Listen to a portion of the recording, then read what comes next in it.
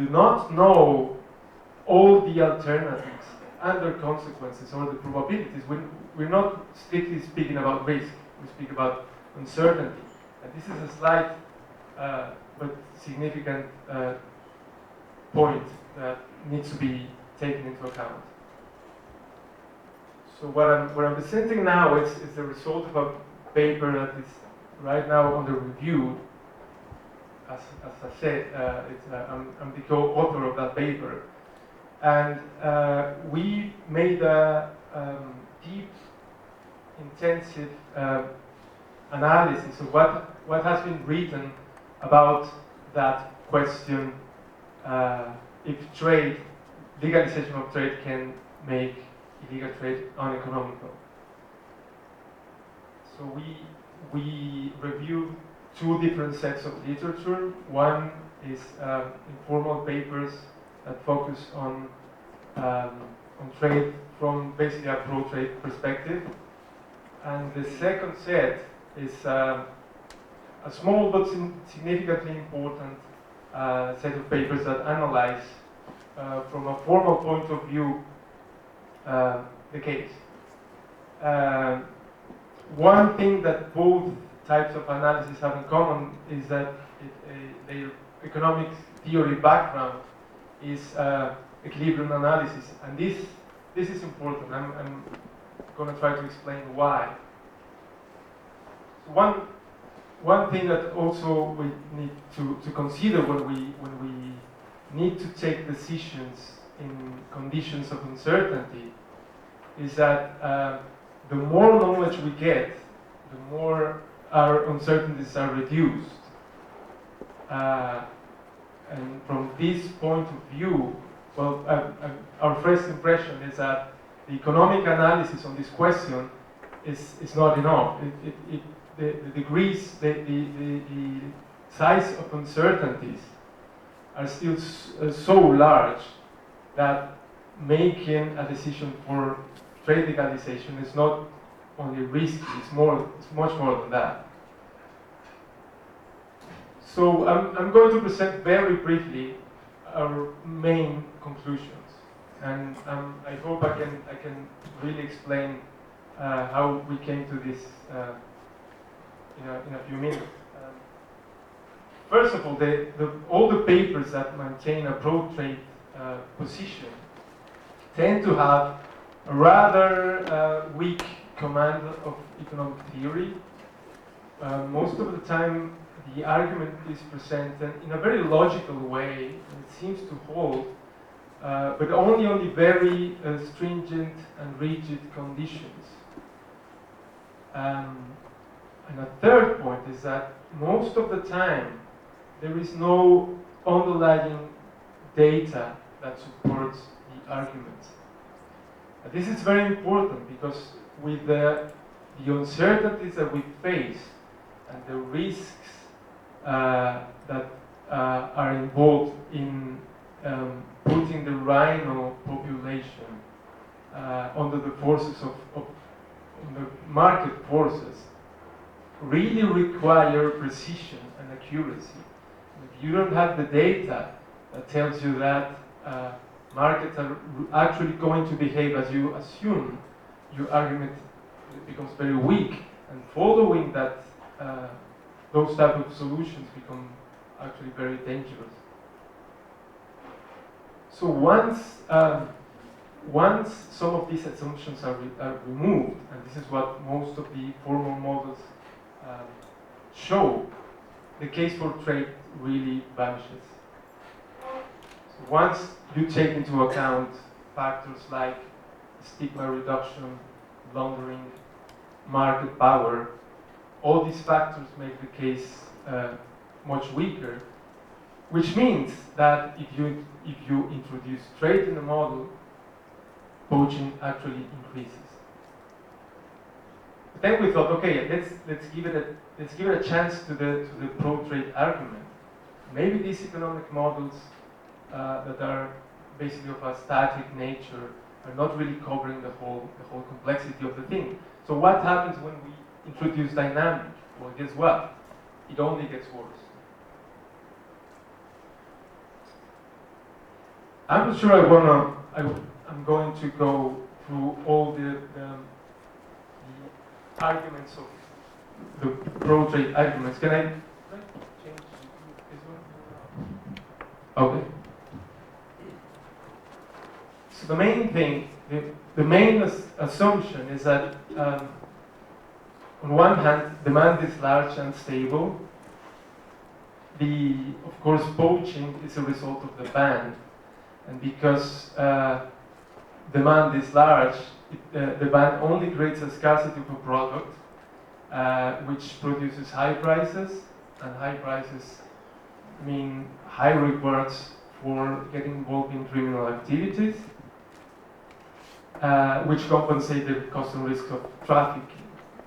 And basically, once you buy this argument, the conclusions follow straightforward, and of course it seems it makes sense under these assumptions. If scarcity is a problem, the only thing you have to do is to reduce the scarcity. So let's increase the supply. And then once you increase the supply, the price will go down, the poaching incentives will disappear, and the legal market would overcome the illegal market. So this is a basic argument. In addition, trade offers two additional types of benefits. On the one hand, legal trade will provide revenues for conservation, and on the other hand, you will capitalize stock buys, which are now kept by authorities, which should also have budget constraints. So this is the basic argument, and we here.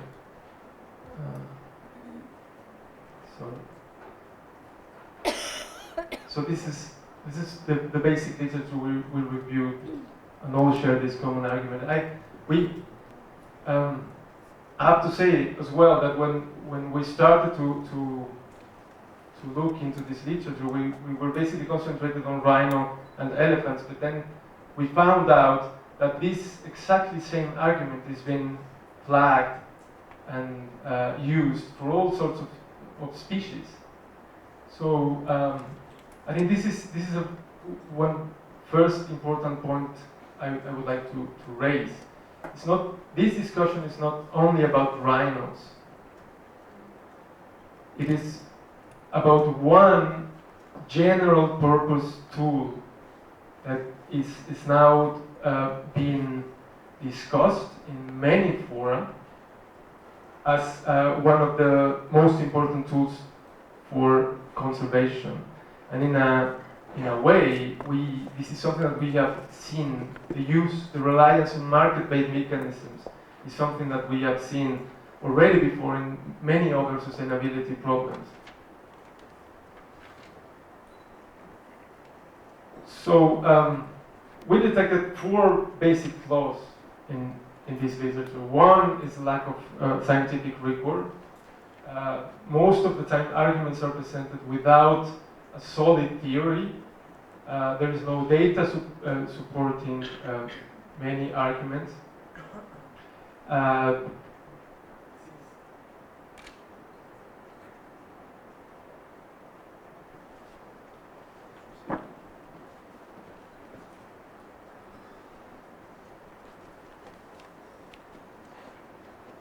Okay. Since the arguments are not formalized, it's very difficult then to follow sometimes the flow of reasoning. Another important drawback is that it makes an abstraction of all institutional, biological, and social and economic context. So the argument is portrayed as if trade and poaching problems were taking place in a vacuum. There's also poor economic theory underneath. Most of the time, you will see that this argument only makes sense under highly restricted assumptions. For example, supply is addressed as if it were commanded by one single agent that is homogeneous. And it completely ignores that there is actually a supply chain. There is a set of transactions that are performed by different actors. And this has strong consequences for the argument. There is most of the time a complete ignorance of the price formation mechanisms. And it's basically static. It makes very strong assumptions about economic structure and behavior, and it basically provides no evidence about key parameters. So this is all very abstract. And then we went looking for more formal models, also sharing the same static approach. And we found actually quite a substantial amount of literature there that proceeds by relieving some of the assumptions of the previous models. And what happens is that once you take these assumptions out, which means that you bring in new factors, the relationship between legalization and poaching changes the sign. For example, if you introduce stigma reduction, then an increase of supply will bring in new consumers, which means that you will have an increase in demand, and that will open a space for illegal market. If both markets, if both legal and illegal supply are connected, for example, through laundering, also the effect on poaching is actually positive. So legalization increases poaching because it opens opportunities for the illegal supply. This is a point that has been made also intensively yesterday. Laundering is one of the main arguments why trade will fail to prove the main premise. The main premise is that by legalizing trade, you should make illegal trade uneconomical, not profitable. And finally, if you release the assumption that of perfect competition and you introduce imperfect competition, also the effects on poaching are ambiguous. What this all means is that if we consider that agent behavior and market structures are slightly more complex than initially assumed, then the case for trade is not robust. We cannot, and it has not been proved theoretically, that legalization can reduce poaching. How am I going with time? Okay. All right. So laundering is one of the most discussed issues here, and there is abundant evidence. It was also a point being made boldly by Justin this morning. But there is actually recorded evidence that legal markets in wildlife promote laundering. Well, that basically, it's very difficult to block it. And it's been found for many species. Even a highly regulated market, like the US ivory market in 2008, had more or less 1/3 of illegal ivory. So imagine what when you speak of developing countries with very low enforcement capacity. I'm going to keep this case. It's also another case that has been used intensively to enforce the pro-trade argument. It's the case of alligators. There's only one paper done on that. It's also very famous, but it's unluckily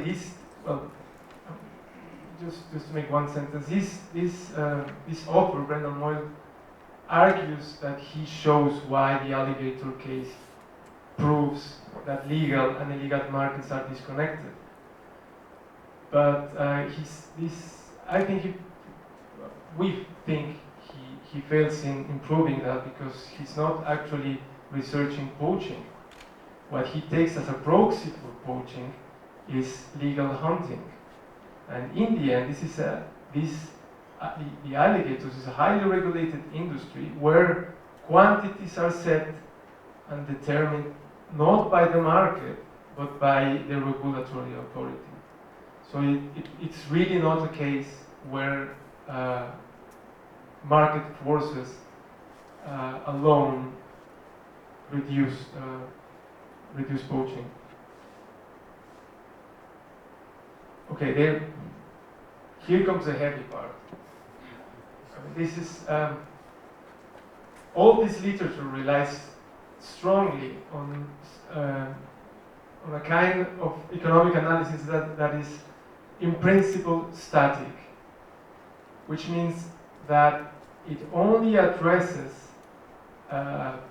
changes in markets from one equilibrium point to the other. It's not really a theory that explains how equilibrium prices and quantities are reached, and this theory cannot say actually anything about what happens when markets are not in equilibrium. So this is actually very strange, and normally, when this is presented to non-economists, you see the eyebrows rise. I mean, what are you saying? You're saying that this theory does not explain market dynamics? It doesn't. So this is a big flaw. This tool for forecasting market outcomes is very limited. So you really need to buy in a whole set of assumptions. So it's actually weak. The issue that there is key data knowledge missing is also very important. We don't know almost nothing about the size of demand. We know almost nothing, even less, about elasticity of demand. This demand elasticity is how much does demand, how fast react to price movements. So in order to forecast what will happen with demand if legal trade reduces price, we need to know this factor. I mean, this is a number that has to be introduced in the model, and without this number, you really cannot make the model function. And we don't know anything about that. We also ignore cost and profits in the illegal side of supply. We know that poachers capture more or less between 10 and 20% of the whole illegal value chain, but we know nothing about what will be the exit price for poachers. So if legal trade is supposed to make poaching uneconomical, we should at least have some idea of what this price should be. How low should be the price for poachers to exit the market? We don't know that. And especially those supporting the argument have definitely not provided this important this number or an estimation. And finally, for the argument to hold, we would need to be certain that poachers will leave the market at a price that is sustainable for farmers. If the price is too low, if poaching costs are below the production costs, then there's no way legalization will reduce poaching. So let me show you why the assumption that supply is made by one agent, or as we say, vertically integrated, is so determinant. if we divide we first of all understand that the supply is actually a chain of interactions, and that there are many agents involved in producing the supply, then the question is, who controls then the supply? The whole idea of trade reducing pollution relies on the assumption that the legal flow of rhino horn will control the market by determining the quantities and determining a price. But if whatever form of institution comes to make this supply, like a central selling organization, it will, if it's not the only agent in the chain, will it be possible for this institution to control the market? I pretty much doubt it. If we examine the composition of the value chain for other wildlife, this is more or less what we get. These are you see the 80%, almost sometimes 90% of the value of the chain is concentrated in the final end of the market. That's basically wholesalers and retail traders. So if the rhino horn trade resembles in its structure something like this, so guess who is going to control the market? It's going to be the wholesalers and the retailers. So those agents buy into the central selling organization. These are the agents who are going to exert market power, and these are the agents who are going to control prices and quantities. So there's no way, if this structure holds for rhino horn, for the rhino horn market, there is no way that the central selling organization will control the market.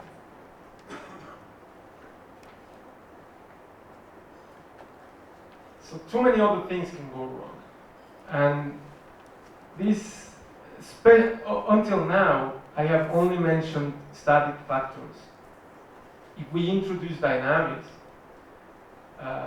the case for trade weakens out much faster. One key issue here is the nature of demand dynamics.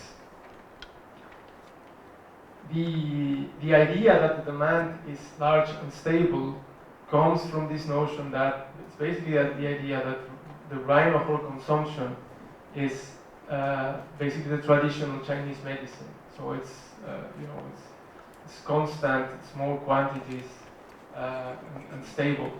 But what we know now, especially what's going on in Vietnam, is that this is a completely different type of demand. And it's a type of demand that seems to be self-reinforcing.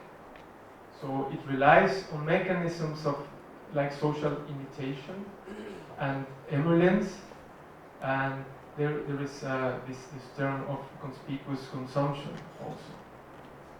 This means that this type of demand will grow if there is supply. It doesn't mean necessarily that supply is going to create demand, but it means that it's going to keep alive the mechanisms that make demand grow endogenously. Another example of dynamics is that illegal suppliers are not going to sit in their couches and cry because they lost the markets. They are going to fight back. They have many ways to fight back. One of them is to innovate in their organizational techniques. They are going to find new sources of supply. They are going to exert pressure on poachers. They are going to try new routes. They are going to try to bribe different sorts of officials. So they are going to innovate, and this is going to change the conditions of competition. This is another important point. The illegal trade, unlike a CSO, it's pretty much diversified. So what we know about illegal suppliers is that they specialize in a broad range of wildlife products, especially wholesalers. So this gives them a very strong advantage, and this advantage in economic terms is called scale and scope economies. This type of economies allows a producer to reduce costs by increasing the amount of materials they're moving and by diversifying. And this is an advantage that they will have upon a central selling organization who will be stuck with rhino horn. So if all these things are brought into the picture, the idea that legal trade can now compete the illegal traders, it frankly becomes very, very weak. The argument that this is not the moment to hesitate and that trade is a powerful tool and should be, we should go immediately into it, is not actually that robust. I think the main point here is that markets, especially legal markets, take a long time to be established. Many things have to be sorted out, regulations have to be put in place. There's a whole organizational and institutional infrastructure that needs to be there before these markets can start to work, and this is not going to happen in a few days. But then just forget that we have laundering, and forget about all these dynamic factors. Let's assume that we can control laundering, and that there is no innovation on the side of suppliers, and that demand is more or less stable. There is one key contradiction, and very simple, I think, on the pro-trade argument. And it's, you have one single instrument to control two opposite factors. That instrument is price, and these opposite factors are poaching and demand. The idea that you can outcompete the illegal trade and reduce poaching depends on price going down heavily. But then if demand is large, if prices go down, demand will, there will be an excess demand. There will be so much demand that there will not be enough legal supply, so that you will create a space for the illegal market. And that just made a almost back of the envelope calculation. And this is something that we need to invest more resources and do more research here, because this is a key question. Is there a sustainable rhino horn supply that can really clear the market at any price?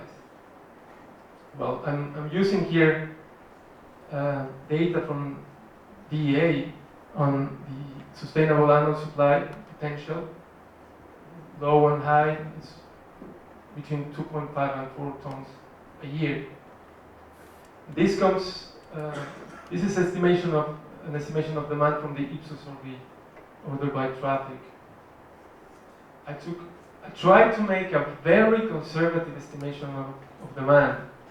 So what I did is that I took the percentage of users that the Ipsos survey detected, and I applied that percentage to the four largest cities in Vietnam alone. So this excludes China and basically 60% of the population of Vietnam.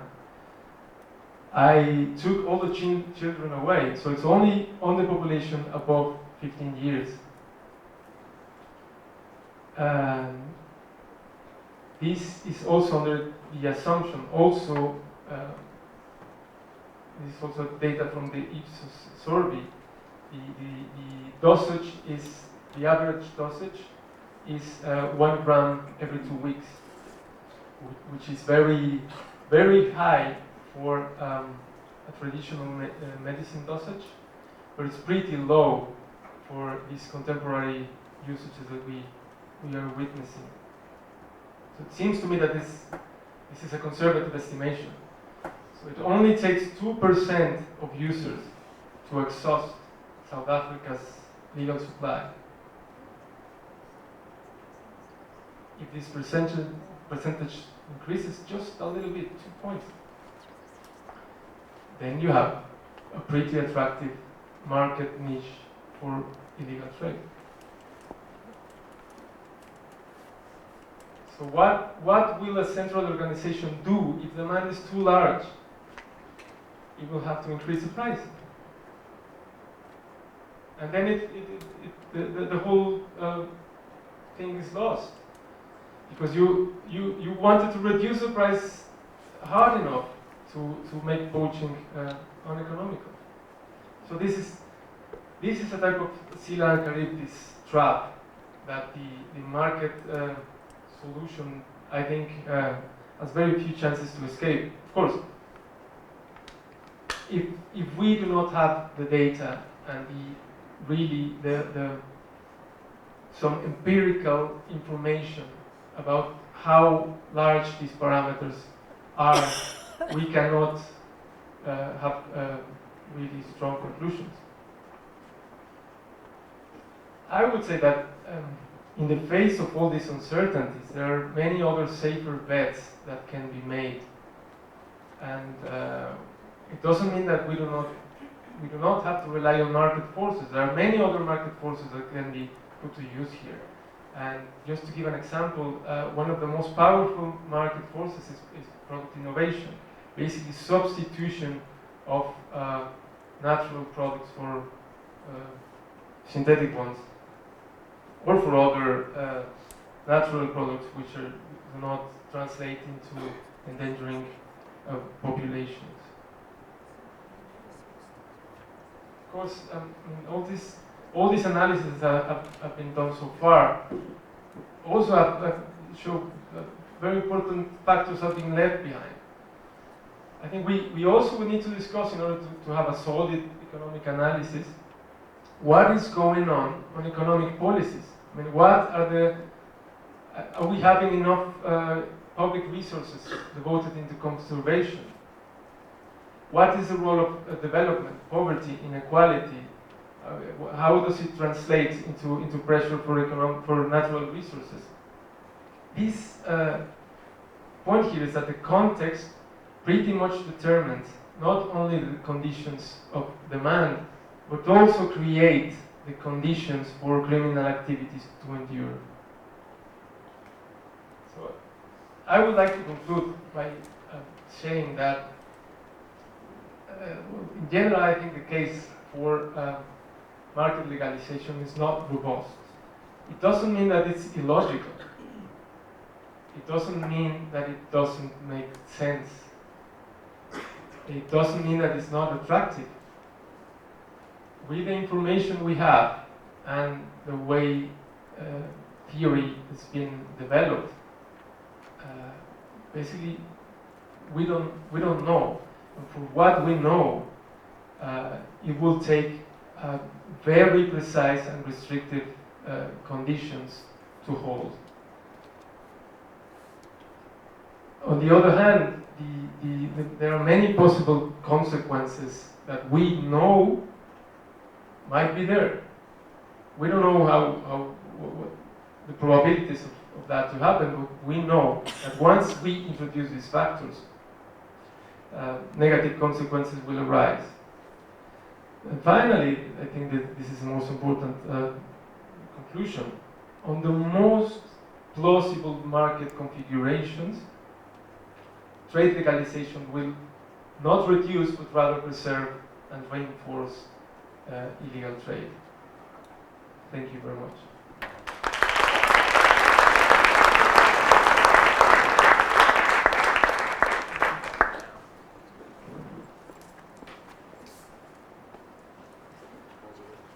Council is, because we're not very well known, but we're 40 years old and we're about the size of IPOC.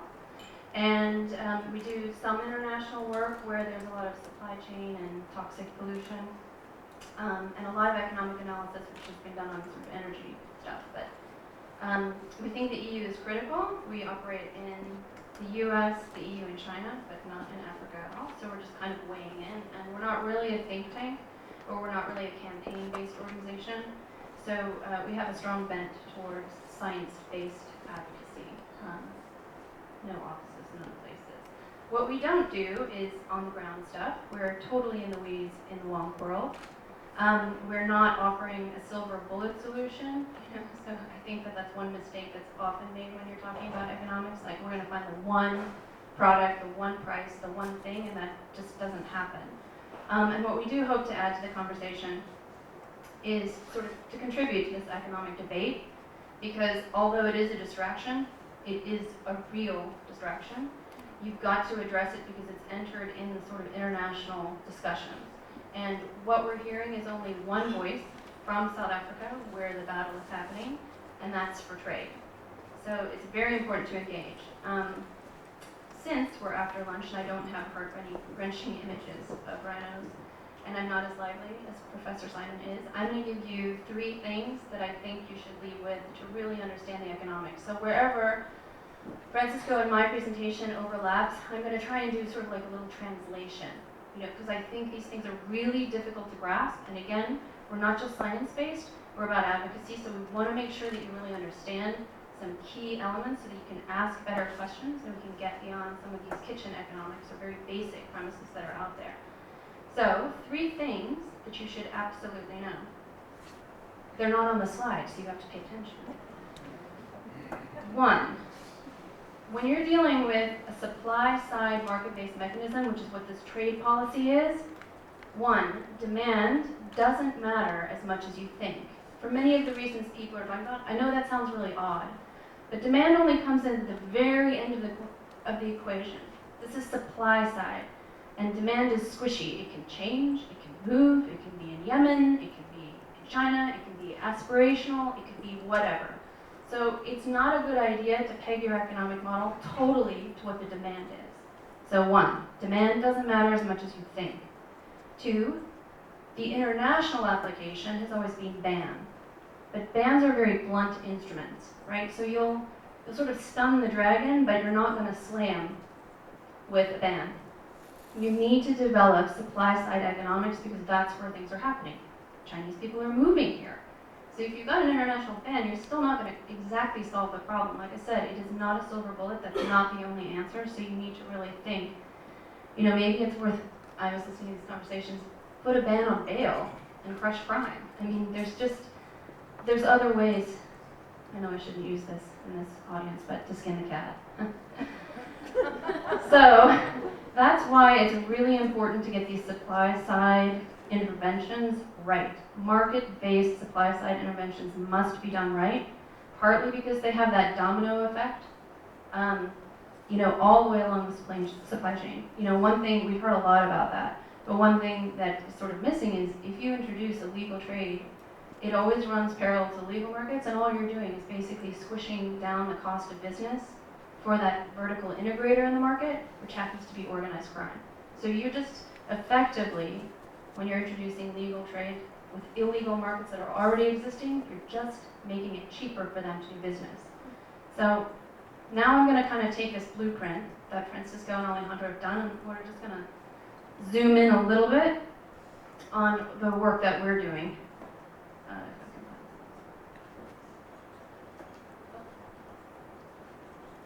So what's happened is this economics 101 model has gotten out there. It's the pro-trade argument, which is that simple sentence there.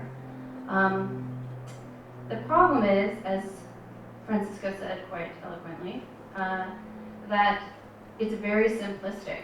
And so what we need to do is take the second page of the economics book, because we came to the same conclusions. We're uncomfortable with it, it's uncertain, we just don't know how the markets are going to respond. So kitchen economics doesn't really lead to good policy. So we started to ask what conditions might exist for supply-side intervention. And this is what we came up with. So it's intentionally busy because these are just 5. I boiled it down to the big 5 because you guys like your big 5. These are sort of big 5 conditions that have to exist here for rhino, because these are very specific, right? They're just not blanket supply side interventions you can introduce. And I guess the 2 takeaways, you don't need to read it, that's why it's packed. That one, to reinforce what Francisco was saying, markets don't lie flat on a page in your textbook, right? That's what everybody thinks. It's a supply and it's demand. And basically what's happening is these things are, they sort of rise off the page. They're unpredictable, they're wild, they're free, you know, appropriate metaphors for what we're talking about. So it's just really important to understand that you can't contain these things. And point 2, if you are reading the slide because you're not listening, market demand actually didn't make the cut. So demand's a great exercise, but it's not the only thing. It's less important when you're doing these supply side interventions. What is important is what Francisco was saying, this elasticity concept, right? So that is where actually we are focused at the moment, because there isn't anything. And now that I know that there are the big 7, I'm going to make my slide longer. What you do... Okay.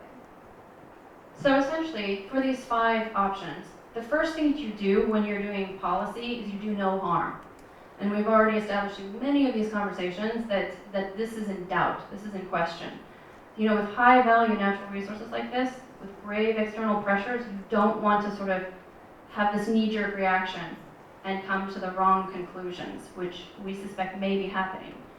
So even setting aside these moral paradigms, you know, it doesn't look like a bad model. So let's kind of drill down into the model. And that's what our research that's underway is going to do. We're asking ourselves the price elasticity question, which is, does a legal market replace an illegal market? And in South Africa, I think one way to translate that is legal tends to be the private rhino horn farmer market, because most of the poaching is still happening on public land. So if you think about it as, if you make sort of loose analogies, private versus public is a little bit like farmed versus wild, at least in the way that the land map is in South Africa. And there actually are really good models for other things like orchids. There was a survey that was just done in 2014 in conservation biology at a market in Bangkok. So it was looking at farmed, legal, versus wild, illegal, sold next to each other. And the results suggest that wild and farmed species actually run, again, in parallel markets, this isn't a surprise, and that they're not substitutable. So this means that supply-side interventions like a trade proposal may not be effective, especially by themselves. You're going to need other regulation, you're going to need other education. So I guess this is one place where I feel like somebody asked the question, you know, why are we always talking about ivory? And this is one place where you can sort of see that split. Because ivory markets, at least from the supply side, are going to operate differently. You're not going to farm elephants, probably. So, you know, I think that using case studies is another way that people talk about things. Vicuñas, the camels from Will's talk. Crocodiles always come in. So I would hope that in many of these conversations we start to look at those models that are looking at wild versus farm products. One of them is the orchids. Another one is bear bile. So bear bile is legal in some places. The market's being developed. And again, all the studies are showing that there might actually be a preference for wild products, because there's a lot of things packed into the bear bile example. But you know, these are things that you have to examine. You're going to have to drill down. Now that, you know, Francisco and Alejandro have given us the blueprint, you drill down and you start to look at that. So where he said we don't actually have the data, we don't have those numbers, the study that we're doing right now will hopefully measure what those numbers are saying, so that we could put them into the model and actually have a response. And they'll start to measure, I think, too, whether there's a preference for wild versus farmed, which just, I suspect, actually is the case. Let's see, what else? What else in my presentation? I didn't even have to hold it. And these are the other 5, when I said that there's 5 conditions that have to exist. So poachers don't have any other incentive to hunt, which I think that we've all agreed after listening to all the presentations that the answer to this would be no.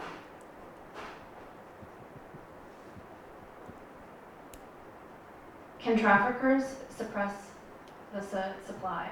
Again, this is all of those control selling organizations. If stockpiling is happening, it means that you can't actually control the market. This is an important piece, I think, after the discussion for the last 2 days, and this is the sort of 5th condition that has to exist, which is that your wild populations have to be resilient enough to let the markets establish themselves.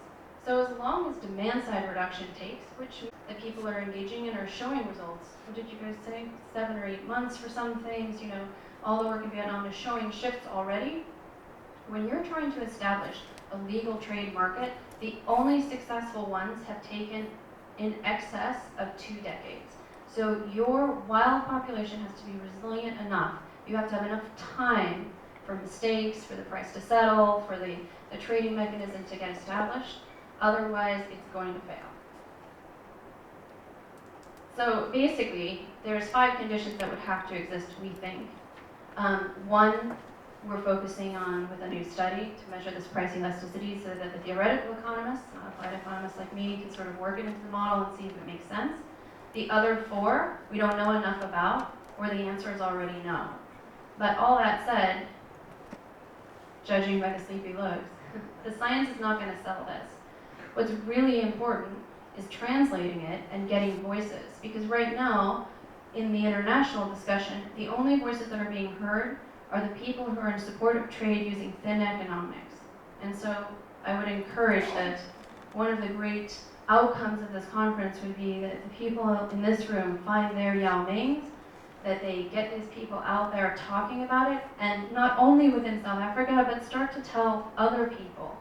Tell the international community that we don't believe it's a good strategy, or if it is a good strategy, this is why, because we've done the work, we've done the homework, we're answering questions that are sort of out of that economics 201. And that's it.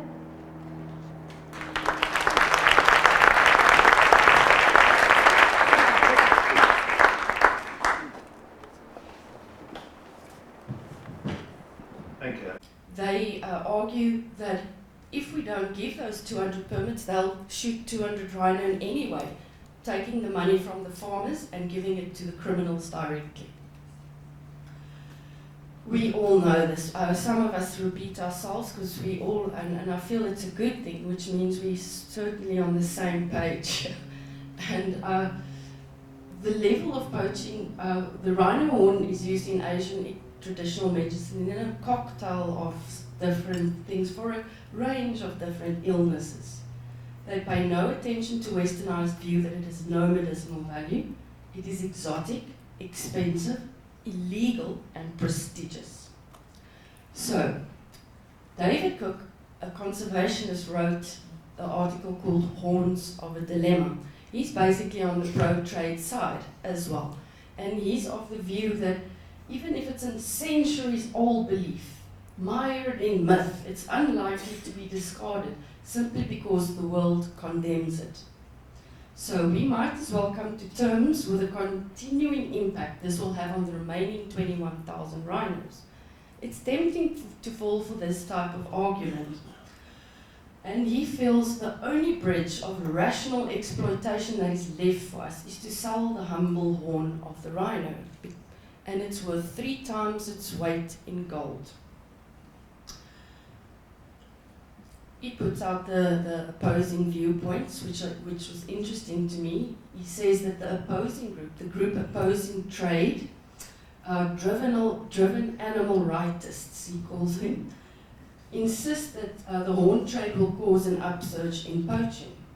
It's an argument often used to conceal the real motive, an absolute abhorrence of any commercial exploitation of an animal.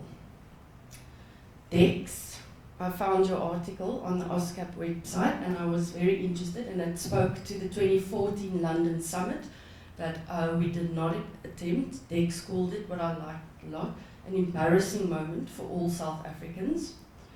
Is South Africa so committed to serving the narrow self-interest of a few private owners that it's prepared to chance becoming isolated from the rest of the world?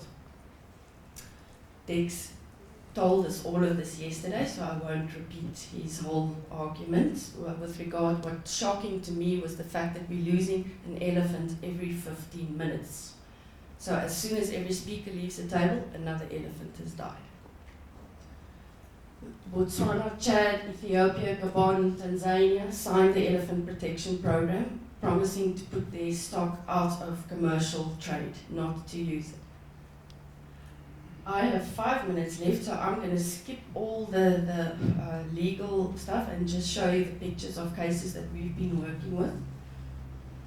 Interesting fact is the economists also say 35 kilograms per horn of a rhino in his 40-year lifespan could in 22 million per animal.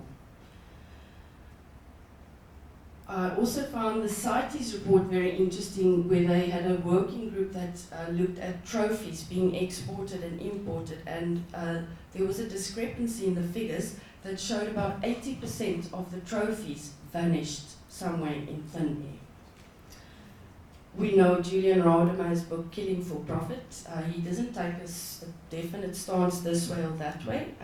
However, he showed us to the point of the vanishing trophies. In the challenges that we face, I feel that polarizing the different views is not conducive to, we have one goal, and that is to save the rhino. And finding common ground seems impossible, and united or divided we stand, united we shall fall. The risk analysis, and I'm no analyst, is that very soon we will not have rhinos left in South Africa. I put those pictures there because it's not just rhinos, it's all these species. Those are the top sought after species in the organized crime. Bear, gallbladders, the Russians, whaling, abalone in the corner, our elephants, shark fins, and tigers. These are all the species involved, not just rhinos. And just because an abalone doesn't have a cute face doesn't mean we mustn't protect it. My SWOT analysis is strengths. If we now agree to trade, it's a very valuable product, it's high in demand. Weaknesses, no proven medicinal value, not proven that poaching will go down. Opportunities, gain, it's financial gain to certain people. I surely have nothing to gain from trade being opened. The threats, rest in peace, South African rhinos. Unfortunately, 20 minutes is a very short time. Balancing a snail on a sword, this is where we are at the moment. My concern is in 10 to 15 years, if there are no rhinos left and we did legalize trade, we will all blame the economists. If there's no rhino left and we didn't legalize, we'll all be blaming the conservationists. So who is to blame? The users of the horn. And the guys who aid and abet them to supply them the horn. I can guarantee you that a Chinese hunter is not very adept in the African bush. You need someone to show you the ropes or show you where the rhinos are, at least. None of them are interested in the live animal. Do they acknowledge the seriousness of our problem? Do they care about the live animal? No. Do they even want to kill the animal? There's undercover footage of a guy saying, if you just give us the horn, we won't kill the animal. But we cannot be bullied or blackmailed and say, and I've come to the conclusion, we cannot say just because it makes economic sense that we will discard our values, our moral values on the issue. And I think Ian played a big role in convincing me that the rhino will not die out. If there's people like us who believe in our animals, in our national heritage, and we will protect it, and we will put the message out there, we have had enough of this. And law enforcement needs to be stepped up. good case, the USA Drug Adage says the following: good informer, good case. Bad informer, bad case. No informer, no case. So, if you have information, relay it to someone trustworthy. That's where the challenge lies. Witness protection.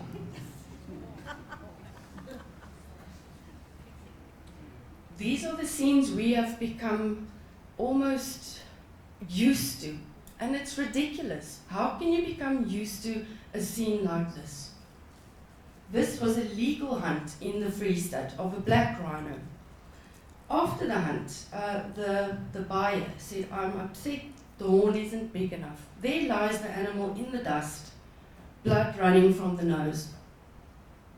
So, in actual fact, he'll go look for another rhino because that horn, which is ridiculous because before a hunt, you actually measure the horn. And since that's what they're after, I'm amazed that we could allow a black rhino to be legally hunted.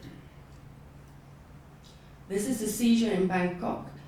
Contrary to your belief, Justin, there is information exchange across borders. I have a friend in Bangkok that works at the border post, and she sent me this seizure that was done in 2008. Her name is Pim Tarakalayanapam. The amazing part of the seizure was at the bottom of the horns. There is a permit number, so once again showing infusing legal stock with illegal stock. How many legal horns are there? 1. But actually not for this guy, because he didn't have permits for any of the 5 horns. So 1 of them have a permit, 4 do not. These are scenes that we see daily. This is from the case that Ian mentioned. He visited the prisoner. This was in 2007, and I put this up to show you we've made strides. This was the forensics we used those days, physically puzzling the horn to the top of the nose. At least now we have DNA.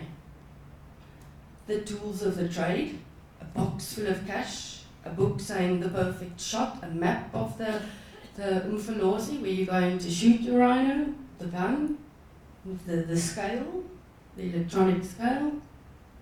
Another photo of our forensic of 2007. The carcass lying in the bush, a calf and a mother. I think that was in your article, that photo, am I right? This is what M99 could do to a rhino. This was an interesting seizure recently done in the Czech Republic. This is what they go. You will see at the end of the day what a mission they go through. This is only 2 rhino horns that were moved across borders like that.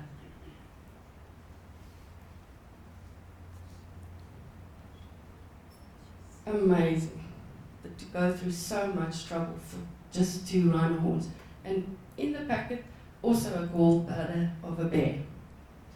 There's Mr. Chum Long. So far, I believe our only real success story we can put out there and say thank you, magistrate.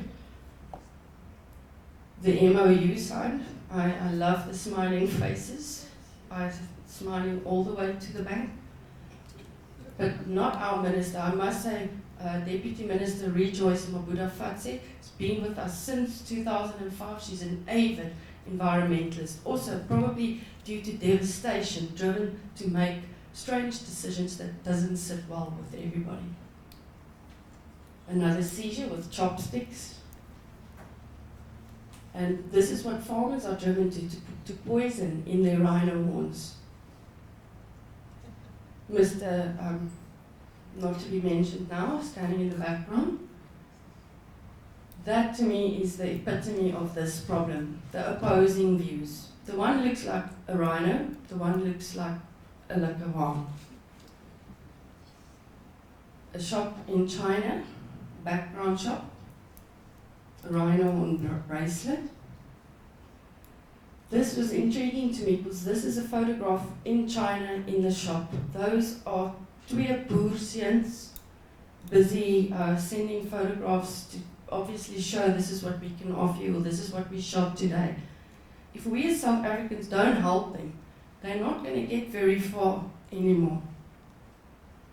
I've thrown you a bone in there. The same people trade, it's just difference of commodities, whatever they can get their hands to. If rhinos are finished, we'll go to reptiles, we'll go to tortoises, we'll go whatever is available. That's what it should look like, the ideal picture. And I thank you very much and keep up the fight. Thank you.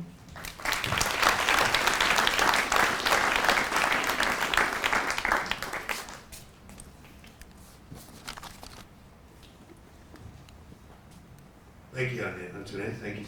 And all people in Vietnamese people in Russia, in Poland, in Czech, they're involved in smuggling. So I know what's been happening there and in Vietnam right now. I have friends who use rhino horns. So I will tell you some true story. Okay. So these are the main arguments against legalizing rhino horns. Why legalizing rhino horn doesn't help conservation? First one is the economic models, which will be described later. Another argument is that it will stimulate demand. And there's also doubts about the previous one-up trade that has not been researched enough. And also there's no clear channel for money to come back to conservation as well.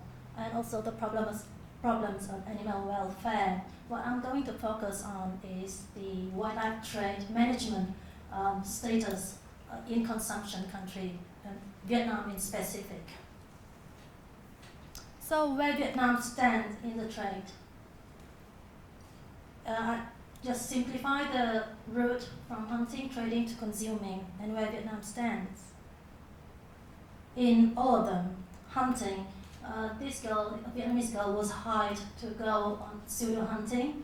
Of course, the license was stopped in 2012, but then Vietnamese from Poland and Czech still continue to do it, and then, as we knew, they also stopped to issue license to those Vietnamese people as well. And this, the woman on the right-hand side, thanks Julian for the photos, she's worked in the embassy of Vietnam. She's involved with a trader caught on tape. And on the left-hand side, that she was smuggling a trophy hunter to Vietnam, but then she got bailed out with $5,000. And consuming as well, I think everybody knows this picture. She was very proud riding her rhino horn and the man on the background drinking it. So, but that's Vietnam. But any strategy, we cannot ignore the mounting evidence that Chinese is very much involved. But there's a difference in the use of rhino horns from Vietnam to with China. For example, you can see that the bracelets. Vietnam do not use rhino horns for bracelet, for jewelry, for decoration at all. While it's very common for Chinese people, Chinese customers. Just I went into this under investigation. September, visit this village September last year, and again on March this year. And this is what I found. You can see those are very badly made pendants to put on the neck of Chinese customers, made from rhino horns. Oh, I'm sorry, this thing. And you can see also some product from ivory as well.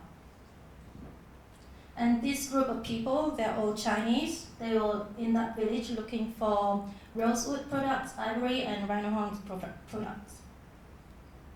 And as you can see in the village I'm talking about, all the signs have characters in Chinese. Vietnamese characters are just like A, B, C, D as in English, but those characters are in Chinese. So the main customers are Chinese.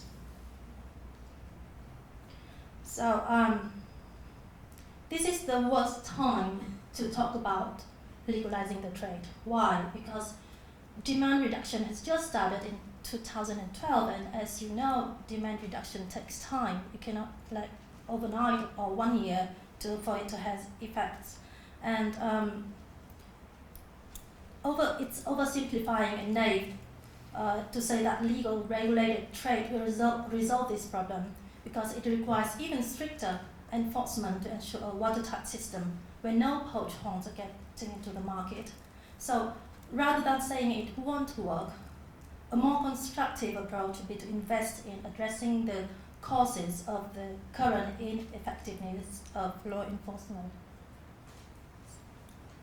These are the main elements in the current system of the management of wildlife trade in Vietnam. There are many loopholes in the legal framework, such as you need to apply a monetary value to a wildlife product for it to be prosecuted. And as you know, rhino horns or ivory, they are just products from the black market. You cannot go out there and ask for the price, right? So when someone is arrested and rhino horn is confiscated, it just sits there. The files never go anywhere. They cannot prosecute it. Institutional framework. A lot of ministries and government agencies in Vietnam are in charge of wildlife trade, but they have overlapping responsibilities, and as a result, nobody is doing anything because they just look at another agencies. For example, the Ministry of Agriculture, they're also in charge of wildlife trade, wildlife farms, while the Ministry of Natural Resource, they're in charge of tiger as well. So they fight each other, and sometimes they don't do anything, waiting for another ministry to do things. About the information system, there's no centralized data management of wildlife crime, and often the police, the judges, the customs, they rarely share information with the CITES MA. And for the capacity, the CITES MA in Vietnam only have 6 people, and they have a large amount of work to do. And they always cooperate, work with the Forest Protection Department, but the Forest Protection Department in turn is very low in education and capacity, so there's not much they can do. There's also very low incentive for the legal product to be controlled, as in the example of current wildlife farms in Vietnam, because the law enforcement people, they cannot tell the difference from legal and illegal Vietnamese domestic or foreign products, so they just ignore it. And another obstacle is the personal belief of Vietnamese. I believe almost every Vietnamese 30-year-old and up, they have a very deep belief in the use of traditional Chinese medicine and the use of wildlife to serve people. They do not care about wildlife at all because they are very disconnected from nature. We don't have much forest left, and those forests are all empty. It means no species inside. When you go in, it's very quiet. And in the cities, we do not see anything other than rats. Let alone corruption. Let's not talk about corruption because it will take more than 1 hour, as Chelsea said. Let's look at the number of people in Vietnam arrested for rhino horn crimes. From 2008 to 2013, 19 people were arrested, only 1 person jailed, and there were some small fines, but many cases are still open. As I told you, there is a difficulty in the prosecution process, and no additional arrests following the interrogation to find out who the people behind the trade are. These people are just transporters. So actually, more Vietnamese people are in jail in South Africa than people in Vietnam. The current law, so you can see the current law enforcement in Vietnam cannot prevent laundering of rhino horn at all. Let me illustrate it with an example of the problems with wildlife farms. We have a lot of wildlife farms in Vietnam as it creates jobs for Vietnamese farmers, and there are all kinds of techniques to launder, to bribe, to even breed tiger and sell tigers, which is illegal, totally illegal. And in our survey in 2008, it showed that 42% of farms admitted to taking stock from wildlife, from the wild, and 50% the founder stock was sourced from the wild. 20% of occupied farms still buy wild porcupines, and they landed 1,000 wild porcupines in 2009. And almost every species which is farmed go extinct in the wild. So it created a significant cost for management and enforcement for all the government agencies. 20% of the farms reported that there were animal escapes. Some of them are quite dangerous, like crocodiles, and the farm owners are all linked to the illegal trade, from selling illegal sale to China, buying illegal farm stock, giving bribes, illegally transport, possess other species as well. And this is an example about a tiger breeding facility. Tiger breeding is totally, tiger farm is a total illegal thing in Vietnam, but there are 4 facilities who have tiger already, and the government is confused what to do with those. We cannot destroy the tiger, we cannot sell it, so just keep it there. And what they use, the techniques they use to launder is to use different animals, for example, not for tiger, but for a similar species, or they give false reports of the newborn. They sell out the tigers, but under a long-term leasing contract, like for 70 years or 50 years, and they destroy different species instead of the tiger when the tiger is dead. For example, one tiger is dead, they sell it for 300 million Vietnam dong, and then they wrap the dead pig in a tiger skin, and then they invite all the government agencies to see that they are destroying that frozen tiger wrapped around the pig. And of course, bribing is a very common technique. These photos were taken in a tiger farm, tiger breeding facility, where they are slaughtering a farm tiger. So it sounds hopeless, but actually there are improvements in the legal enforcement area, especially for rhino and ivory crimes in the last 1-2 years. For example, the loopholes are being closed. In January last year, the Prime Minister issued a decision number 11 to ban all non-commercial import of hunting trophies from all countries in the world. Before, we can still import the legal rhino horns, but now we cannot. And before, people still sell those legal rhino horns in Vietnam, but now, under this decision, we cannot sell it anymore. And also, as you know, Vietnam is a communist party, and the party is very strong, and they just issued a guideline to raise awareness among their party members, so they will not consume wildlife. And a circular on the management of hunting trophies is being developed by the Vietnam Scientist Management Authority at the moment as well.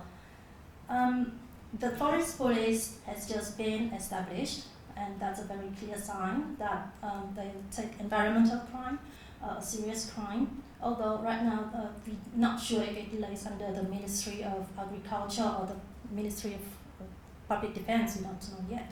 And the personal belief, younger people are now more aware of wildlife crimes and especially animal welfare issues. So we still have hope there for younger generation. This is the first case that ivory criminals went to jail in Ho Chi Minh City. This was prosecuted and they were jailed in January this year. And the people, the prosecutors were our trainees. We trained those people. Those are the photos of the prosecutors and judges we trained last year. And we hold a lot of trainings, local prosecutors in Chinese border provinces as well. We face challenges, but there's improvement because there are a lot of ministry involved, so it takes time to persuade, convince all the ministries to be on the same page. And not WCSSV, but all NGOs to increase the capacity of those government agencies. For example, this is a tool, online tool to identify species, because Vietnamese agencies always say, I cannot identify this species, I don't know what species this is. So now with the technology, you can use their smartphone and computers to do it. So my conclusion is that legalizing the trade can move the priority of the government of Vietnam from enforcement of rhino horn criminals to a new challenge is to monitor and control the trade, which is quite new to them. And in the past, as the example of wildlife farms in Vietnam, they failed, they cannot do it. And Vietnam needs a clear signal from South Africa to assist with the law enforcement at the destination country, not confusing messages. One day you say help us fight criminals, and the second day you say no, let's just sell these things and let people use rhino horns. That's very confusing. And we also need to deal more strongly with corruption, collusion, and leniency of law enforcement officers. This is a picture of police officer in Georgia, and in 2005, Georgia fired 80% of its traffic police, and then rehired all of them from the Academy of Police. New recruits and increased pay to 20 times previous time, and now they are the cleanest police force in the world right now. So it says both top-level actions have succeeded in fighting corruption in law enforcement. There's this argument that people in the supply side say, hey, stop demand, and people in Vietnam and China say, no, stop the supply, it's your fault, blaming each other. But government and civil society need to change their view of the world, remove the administrative obstacle, and because enforcement is a key element to demand reduction, and action or inaction are also important. Criminals network are professional, organized, cooperating internationally, and innovative. Why aren't we? We need to catch up with them, right? That's our main priority right now, main focus right now, not to open the trade, to create more room for the criminals. And I hope that this will not happen anymore. This is our mutual goal of anti-trade, pro-trade, civil society, government. So let's work towards the new goal. We feel a new level of optimistic with new commitment from the government agencies in Vietnam. For example, in March 28, the Ministry of Agriculture has just stated that they are considering to destroy the ivory stock. And for example, if South Africa now propose that let's legalize the trade of rhino horns, what the government of Vietnam will think? They might say, oh, maybe I will not destroy my ivory stock. Maybe I will not destroy anything, because people are proposing legalizing trade and will benefit from that. Right now they are committed, but it will change their commitment with such proposals. And if the supply side opens up, we fear that there will be no incentive at all for those efforts, and Vietnam will make a very poor trading partner with their capacity at the moment. Thank you for your attention.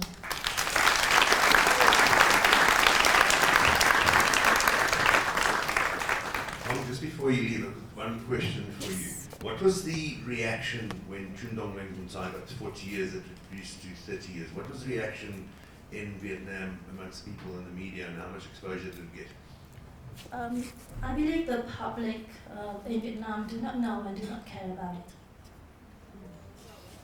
Because they think wildlife crime is not a serious thing. The second thing, it happens very far away in South Africa, another continent. It's not related to them. And it's a Thai person, it's not Vietnamese. Vietnam is very disconnected like that. In the survey by traffic, when they were shown photos of rhino with the horns chopped off, they just say, ew, and distance themselves from that. They say they're not responsible for that. That's the poachers, that's not them. So when they hear the news, I don't see any reaction at all. But it's different for the government, of course. Super, thank you very much. Next up, Peter, and Peter's up, Peter Nutt's up next for for the debate. It's also about political will, and we talked earlier that, I mean, not arresting the kingpins is about political will. You know, they can go after them in the drugs trade and everything else. It's all a question of priorities and perhaps removing corrupt protection in some ways. So I think there's a role for these things both in source countries as well as consuming, and it's about elevating this to something which is appealing to the general public. I mean, a lot of what we've tried to do, it's a shame that video didn't work, but I mean, for example, we have a lot of African American athletes. It's not a community that's traditionally been represented in conservation, but they're our spokespeople. So it's trying to make this open to society, and the politicians, you know, they don't want to be on the stage with Jackie Chan and things like that. So I think these campaigns can be done to elevate the issue. In some ways, if you like, to make them sexy. The trouble is there's only so many resources, and it's the ability to distribute them. But my experience is the media in most countries is interested in this kind of thing. And some of our messages, I took some of our messages to Indonesia, a really remote village, and I played them a message about a tiger, and I thought, well, they're not going to get this. But they said to me, that's exactly what our boys are doing to the sharks. They got it instantly, that connection. So I think there's definitely room to do that in other countries, to elevate the political will. And how much room do you think there are to get more and more A-list celebrities in the field of sport, entertainment, politics, business involved in various countries? Like I said, it's a shame we didn't show the video, but you know, we've had Leo DiCaprio, Harrison Ford, Edward Norton, and in China over 100 different celebrities, and now we've got, and Prince William and David Beckham. It's not hard now to get people to join because they're in pretty good company. It's more a question of, do you have the resources to shoot the piece, and then do you have the mechanisms to distribute it? But what the video would have explained is that the key to it is high production values and star quality equals networks want to run it. And especially if they, you know, it's free, so they can run it as much as they like. We've had Chinese TV stations saying their ratings went up when they started showing our PSAs, which I'm not sure I believe, but as long as they believe it, that's great. So, you know, again, it gets down to resources and priorities, and our absolute priority has been China. Now we've grown a little bit as an organisation, we're able to go into Vietnam and take it there. We'd like to do Thailand and Ivory. We'd like to do some campaigns in Africa, again, to go to the English African soccer players that are playing in England, for example, in the Premier League. Would be great to do this. But you have to do them well, because otherwise, you know, if it's cheap and cheerful and it doesn't look very good, the networks don't like it as much. Absolutely. Antoinette, in terms of from the legislation that needs to be changed, we know that bail laws need to be changed, and maybe on from your side as well, there's laws that we want to change because we need more convictions, we need more serious convictions for offenders. How do you see celebrities and the campaigns that, while it's done successfully, can contribute to putting more pressure on lawmakers to make proper changes?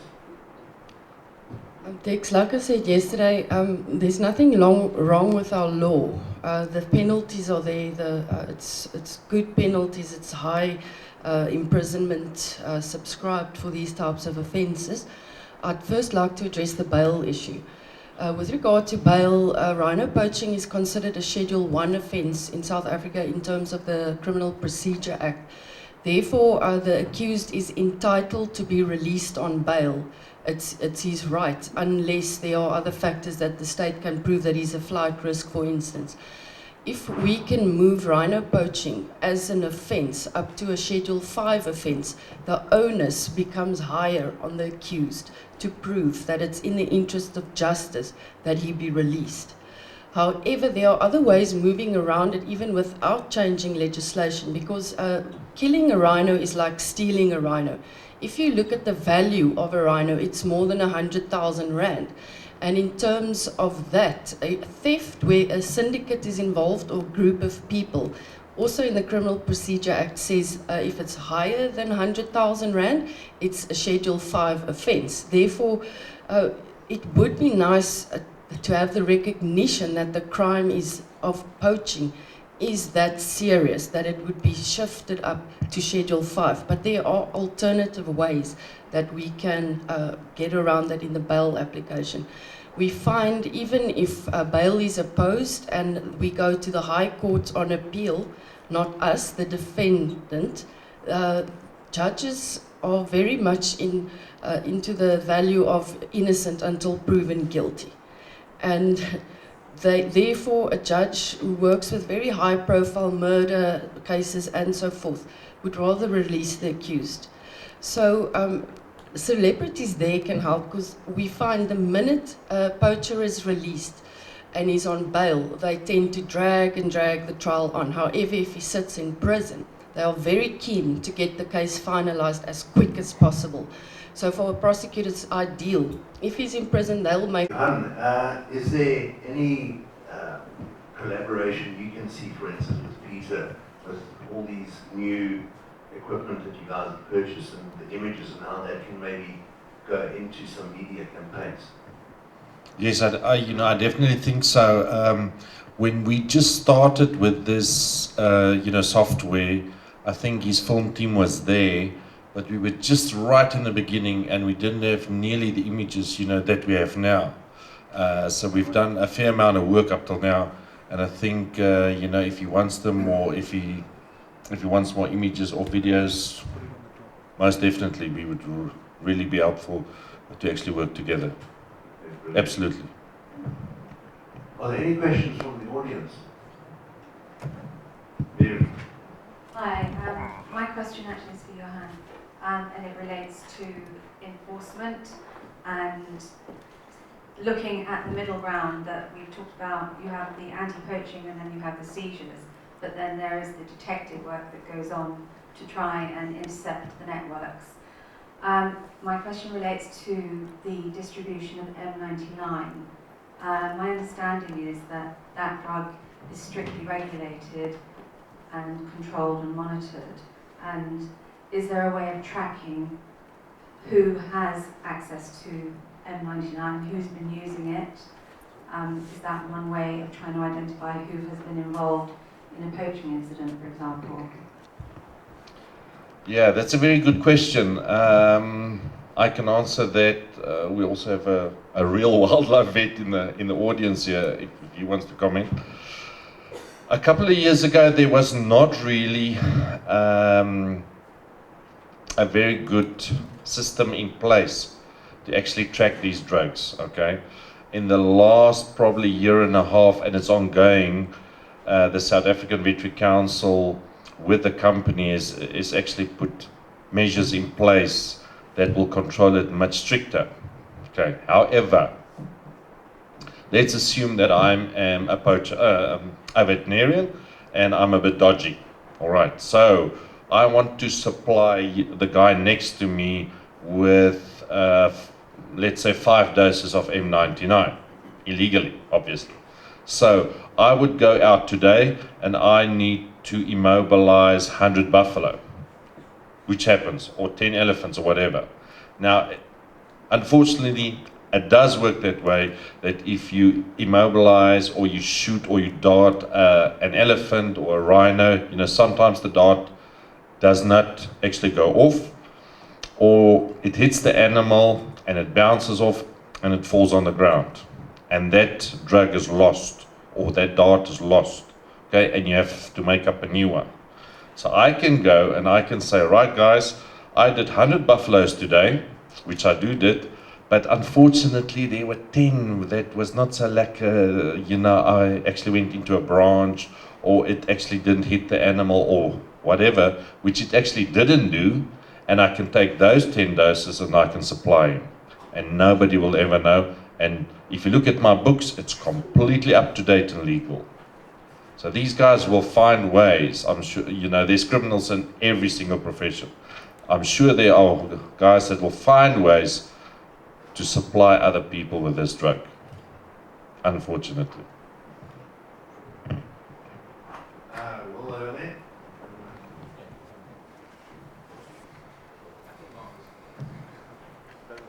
Mark Jones from Humane Society International and the Species Survival Network. I just want to mention what seems to be, if you'll excuse the sort of pun, the elephant in the room, and that's corruption. Several speakers have said, and we've had...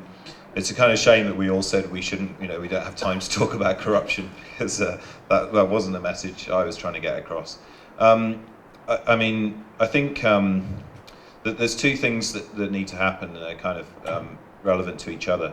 First of all, we need to get corruption talked about in wildlife crime forums. So, for example, within CITES, I think particularly corruption needs to become a major issue of the Convention on International Trade in Endangered Species. That's one thing. And then from the other side, we need to get wildlife crime mentioned within corruption forums, such as organisations like Transparency International need to talk about wildlife crime, address it, not just talk about it. There's a UN Convention Against Corruption, which only deals on quite specific issues, but again, that could address wildlife crime. So that's a couple of things. But I think if there's something that we can all do, I think it's to continue talking about corruption and making sure that it isn't, I've made presentations called the C word, because it's the word you just can't say, but I think we need to talk about it more. And I think international organisations, including NGOs, because they can talk about this issue, need to also have it at the forefront of their campaigns. In the United for Wildlife campaign, which Prince Charles and Prince William have launched, there are 7 really major non-government organisations, and not one of them has corruption at the forefront of its activities. So they could do that, and I think that's one way we need to go.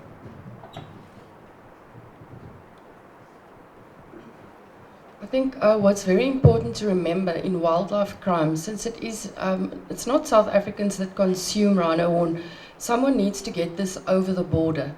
Therefore, the syndicates need corrupt government officials to successfully commit their crimes. And that's where, for people like us who are desperately fighting, we feel sometimes like you're banging your head against a wall. You might have the best planning, and that could also address the issue about the kingpins. Kingpins aren't idiots. They put people in the places where they are vital to them. Therefore, in order to commit one rhino horn crime, you need a corrupt official either in the permit system, this Department Environmental Affairs, or a police official who doesn't investigate the case as well as he should, or evidence gets lost or destroyed on the scene or conveniently ignored. You need a border and customs official on South African side and on the other side. So it's a long chain of corruption. It's not just one corrupt person. It's a lot of people, and birds of a feather seem to flock together.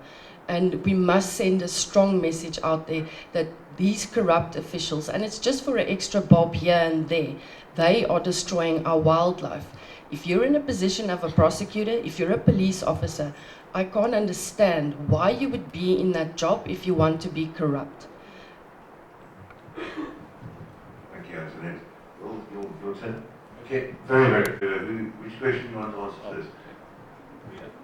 Yeah, thank you. Yeah, we do pre-surveys and post-surveys. I didn't have time to go into it. We did both on the elephant and rhinos. That's where we found out that people were not using it anymore for the traditional medicine uses. So that gives us a baseline. However, it's quite hard in a country of 1.3 billion to get a good representative sample. Even a small sample costs you, to do it properly, costs you $50,000. So we see those as indicative.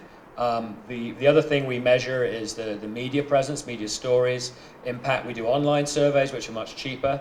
None of these I see as definitive. They're all just indicators. The only real definitive measure ultimately is, does the poaching go down? But we also will interview traders and look at market prices and just correlate all these different bits of information. I think, any survey you design, you can change one word and you get a different result. You can hold it on a different day, you can get a different result. So I'm quite skeptical, but I think you have to use a series of tools to indicate what the changes are. And for a long time, when we got these surveys on Sharp, and I'm kind of like, well, okay, but that might just be people saying it in the survey because they think it's the right thing to say. But when you start getting the traders, I think, if you can go in undercover the traders and get data from them, that can be a really good source of information as to what's happening.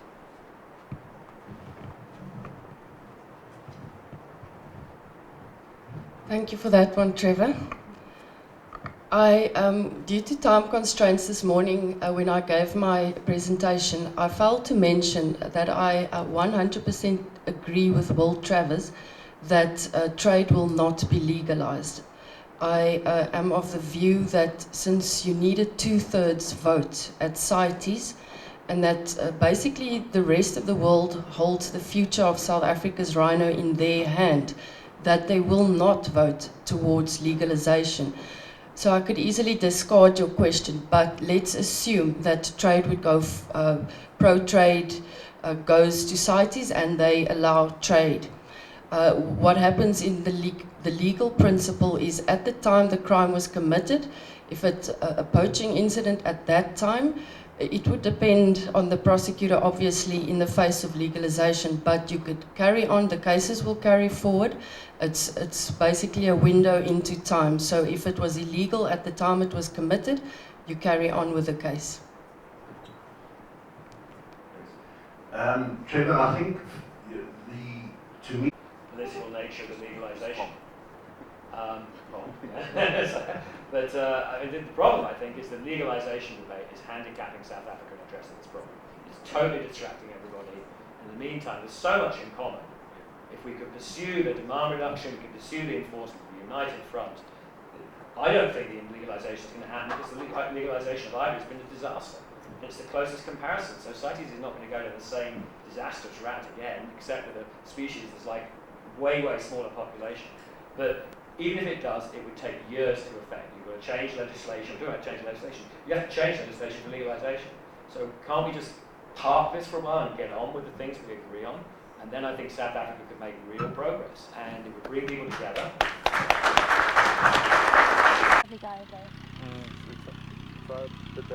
Yeah, Hong, I think, shall we try win this machine from cutting the grass over this? It's just too loud. It's very distracting.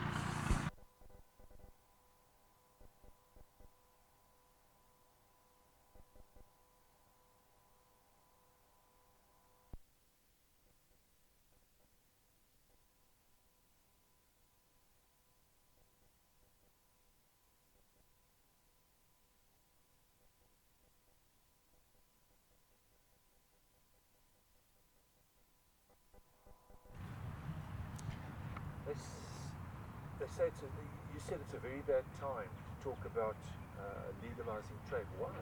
It's a bad time to consider legalizing the rhino trade for Vietnam because we just started demand reduction campaigns since 2012, and it takes time for such behavior changing campaigns to have effects on people.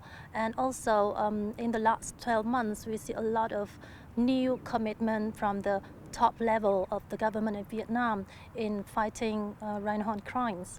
For example, we signed the declaration in London summit about fighting wildlife crimes. The Prime Minister issued the decision and guidance on banning the import of hunting trophies, and also ban the domestic transfer of rhino horns in Vietnam, etc. There are many different levels of commitment showing now in the government of Vietnam. So if the South African government send the wrong message, all those efforts will be stopped, and we cannot fight the crime anymore. You mentioned in your talk as well, is that there were certain improvements now that were happening in Vietnam. Do you want to talk a bit about that? There definitely have been a lot of improvement in the field of law enforcement in Vietnam relating to rhino horn crimes and ivory crimes as well. For example, just this January, we saw the first case that ivory criminals going to jail in Ho Chi Minh City. And there are many decisions, guidance from the party, from the government, stating that it's wrong. People need to go to jail, need to be prosecuted for wildlife crimes. That's some of the improvements. The sun has just come out. I just want to change this quickly. Okay.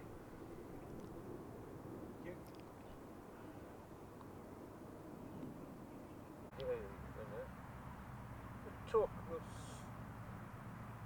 Let's do a final one here. Okay.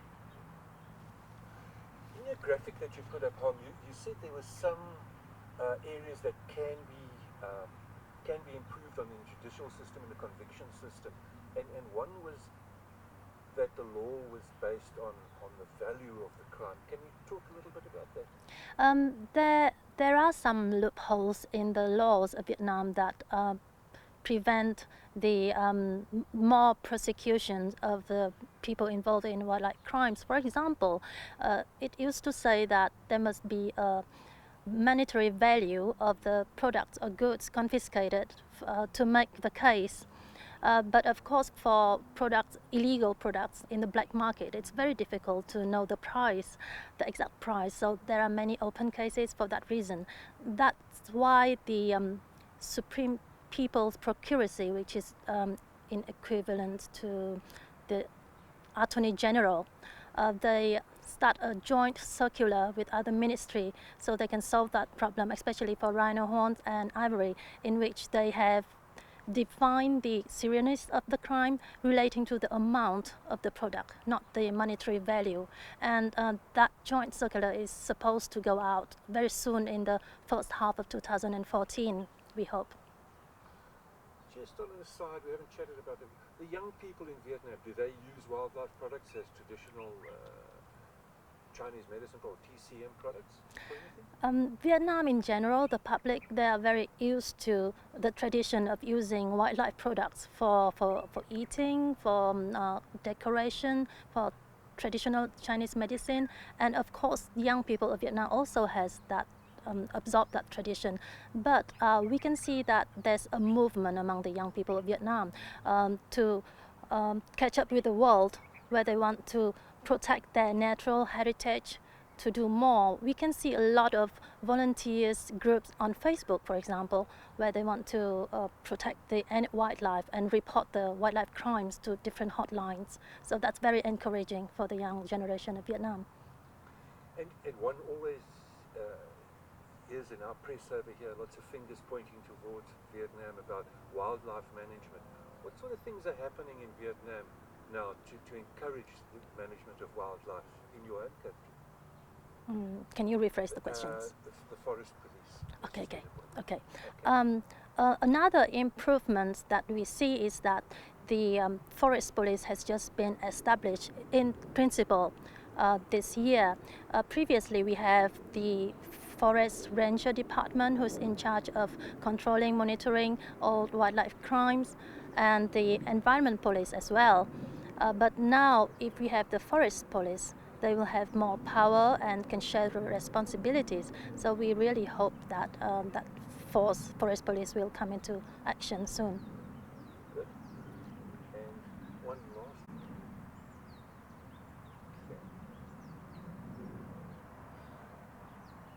During a recent film that I was involved with outside of Hanoi, we located what we later called a horn factory.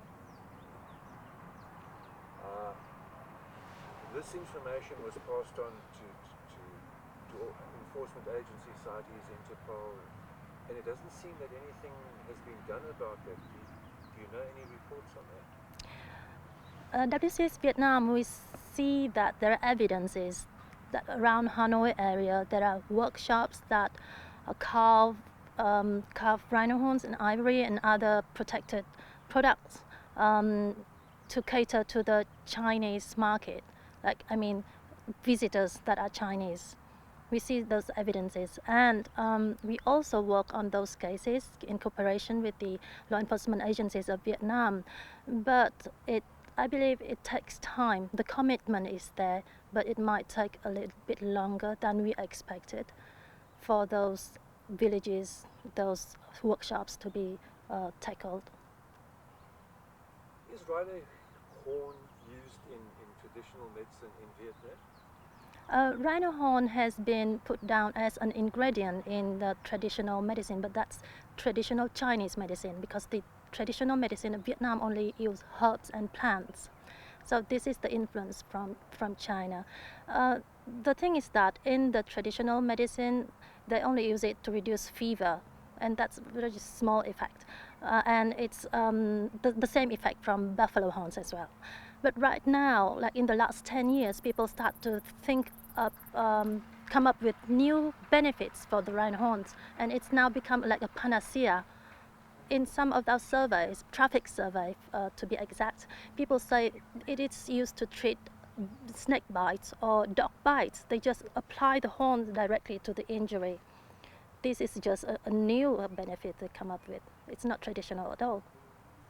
One of the big drivers that was promoted in our newspaper, certainly, and I've never been able to get to the bottom of that, was that there was a Vietnam minister, and he remains nameless to this day, who reported that it was the cancer cure. I'm sure you're familiar with that. Did you ever find evidence that this was one of the drivers to increase the use of rhino-horn? We've heard a rumor saying that a government official of Vietnam is the origin of the thing that rhino horn can cure cancer, but I don't think anyone can identify that person or can say it's true or not. It might be that the traders have come up with that idea to market their products. Nobody is so sure, but the important fact is that right now, that's the belief of people, the perceived benefits, that now it's rooted deeply in the mind of people. That's the fact we need to deal with. And from what my research has shown, the biggest users, sorry, we just got light again. The biggest user has moved away, the use has moved away from traditional Chinese medicine because, and I'm sure you've seen in the film too, the samples that we took, took 30 samples in Hanoi, and the laboratories, in fact, right here in here, and we saw that 90% is not even rhino horn that's being sold as rhino horn. In Vietnam, is it also the biggest sales are to provide bling, to show people's status and this kind of thing? Is that your feeling? Yes, the use of rhino horns is for different purposes, and one of them, one of the biggest purposes is to show their status symbol. It's just another luxury goods that the Asian in general love to show, to use, you know. And I forgot the question. Okay. Is it used in Vietnam as well, just as a status symbol? Okay, I'll continue. And apart from the purpose of showing your status, it's also served as a tool to give you peace of mind, to increase your health in general, and maybe to show that you did the best for your parents. It's more than just a piece of horn that can cure cancer. If you say that's just for curing cancer, it's too oversimplified. It serves a purpose of a range of different purposes, and one of which is to show the status. What would you, as WCF, what would you think would be the biggest tool in your toolbox that we can stop the trade in these products? Stopping the trade in rhino horns or stopping the trade for wildlife products is a long fight. We cannot overnight do anything and with just one solution solve the problems. In our experience, law enforcement is one of the most powerful tools to deter such crimes. Of course, it needs to go hand in hand with change behavior changing campaigns for a long term, but because those campaigns takes time, we cannot wait for that long alone, you know, like that tool alone. We need to do law enforcement, apply the law, jail people, jail criminals, and that will have a short-term effect. There's a lot of finger pointing, so on, and there's talk about culture, and there's a long history, hundreds of years or whatever, culture involved in this. Is it possible to change this culture? Sorry, just cut for a second. I'm thinking about what you said. It was impossible for the helmet story and the firecrackers. So it's possible. Yes. It needs a political. Yes. I'm just rephrasing the words. Let me just stop while we wait for. Okay. Using rhino horn, I believe, is not an element in our culture, and using rhino horn as a panacea to show status and all of different purposes has just emerged in the last 10 years when people have more money and think of a luxury good to show their status. So I don't believe it's a part of our culture. Moreover, culture changes every day. it's not something that cannot be changed. And it only needs political will, a commitment from the top level to change things. Let me tell you 2 examples. The first one is firecracker. Vietnamese people always greet the New Year, the Lunar New Year, with firecrackers. But in 1994, the government decided that it's too dangerous for everybody to do it that way, in an extreme way. So they decided to stop it, and that year everybody stopped using firecrackers to greet New Year. Of course, there's fines that the law must be enforced for people to stop. Another example is the helmets. In Vietnam, we do not use a lot of cars. Instead, we use a lot of motorbikes. And before, we never wore the helmets. But in 2008, because of the mortality, a lot of accidents happened. The government decided that you need to wear the helmets. And after a night, everybody wear helmets. 99% of people traveling will wear helmets, or they will get fined. And that has been since then until now. Thanks for the recording. Thanks for chatting to us, Hong. Just for the man who's going to edit this, won't you just say your name, please, and just spell it? My name is Dương Việt Hong, H-O-N-G. Okay, and what's your... I'm the communications manager for Wildlife Conservation Society, the Vietnam program. We're based in Hanoi. During your chat this morning, your address this morning, you mentioned that this is probably the worst time for Vietnam to be spoken to about legalizing trade. What are your concerns about that? This is the worst time to consider legalizing the rhino horn trade, because Vietnam has just started to show commitment to fight against wildlife crimes, and especially rhino horn crimes. And we has just started demand reduction campaigns since 2012, and it takes time. Sorry. Do I look at you? Okay. What are the challenges facing wildlife vets treating these animals in the wild? You know, the actual problem we have currently is that we're fighting a war, obviously, against poaching, and we're treating wildlife on a daily basis, especially rhino, which we know almost nothing about. If you look at the available literature that's been published over the last 20 years, the only thing really that we know about rhino is its reproductive tract.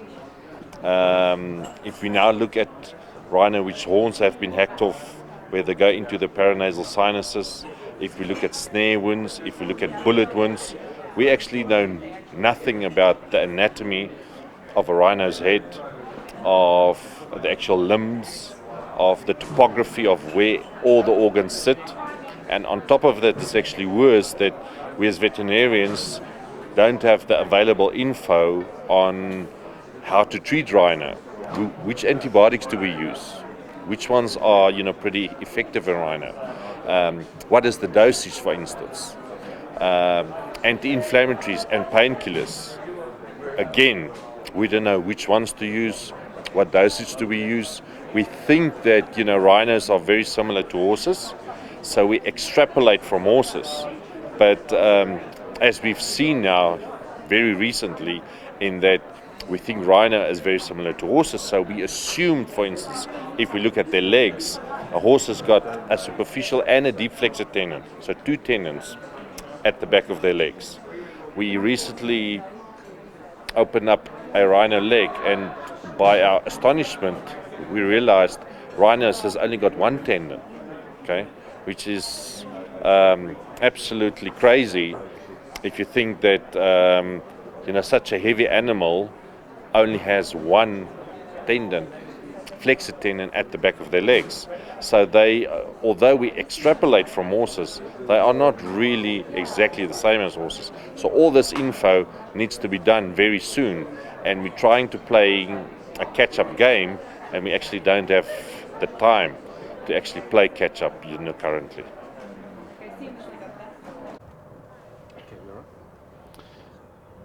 Okay, well, traditionally, wildlife crime has been combated a great deal, particularly when it comes to transnational crime, by seizing commodities at borders. No, that's where enforcement agencies confiscate commodities, often conducted by customs officers. And many people consider that to be a good thing. You know, we're taking the commodity off the market, we're stopping it reaching the end market, so great. And that's often celebrated in the international media, with the enforcement officers standing around the commodity, you know, showing what a good job they've done. But in actual fact, when it comes to wildlife crime, I don't think that seizures are particularly useful or an effective way of combating the problem. And the reason for that is that the harm that occurs with wildlife crime, whether we're talking about animals or trees, happens right at the beginning of the chain of crime. So animals are poached in the forests, or a tree is chopped down, and then there's a whole series of events that happens before they reach the consumer. So if we compare that to, say, the drugs industry, if you make a seizure of drugs, you've actually stopped them from reaching the end consumer, who is arguably the greatest victim in the drugs industry. But that's not the case with wildlife crime. The harm happens right at the beginning, so if you make a seizure some way down, you still haven't prevented that from happening. Okay. We talk about enforcement. What do you feel the failures of the enforcement has been internationally? Just not in our country. What is the failure of enforcement? I think the greatest gap in enforcement at the moment is failing to target the key criminals behind the trade. There's a huge amount of focus on poachers, there's a great deal of focus on the consumer end, and there's also a lot of enforcement action against traffickers, the people that carry things across borders. But what we're failing to do is to investigate properly and convict the key individuals behind the trade. So these are the people who don't get their hands dirty, but who are making the most money out of the crime. Now, in order to detect or investigate those individuals, we need to use much more sophisticated law enforcement techniques. But these are techniques that are used quite commonly in other forms of crime. So, for example, we need to investigate crime scenes. We need to carry out forensic investigations in order to identify the people behind the crimes. So looking for fingerprints and DNA. We need to do what's often referred to as following the money. So we need to look at the financial side of wildlife crime and work out who's making the most money out of that. And that's not a particularly difficult thing to do. Even if you catch a poacher in the forest, that person has probably been paid to go out and poach, or they're selling on whatever they poach to someone else. So you just have to follow that chain and keep on going.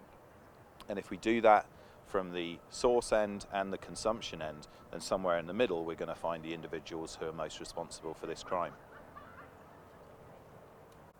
Okay, good last section again, please. So if we can encourage countries to gather that information and then put it onto international databases, then there can be some analysis to work out who are the criminals behind the international trade. Okay. So the preservation of crime scenes is extremely important, a real fundamental part of law enforcement investigation. And a crime scene it isn't just where the wildlife is poached. It can also be the place where the wildlife, the commodity is seized. It could be a person who's arrested. It could be a vehicle that the person's been transported in. Effectively, a crime scene is anywhere where evidence might be recovered from in the course of an investigation. So the more that law enforcement officers and rangers are trained to preserve a crime scene, not go stumbling in and just grabbing the first things they find, the better. And then if they preserve the crime scene, then they can start to retrieve evidence which can help to identify the individuals involved.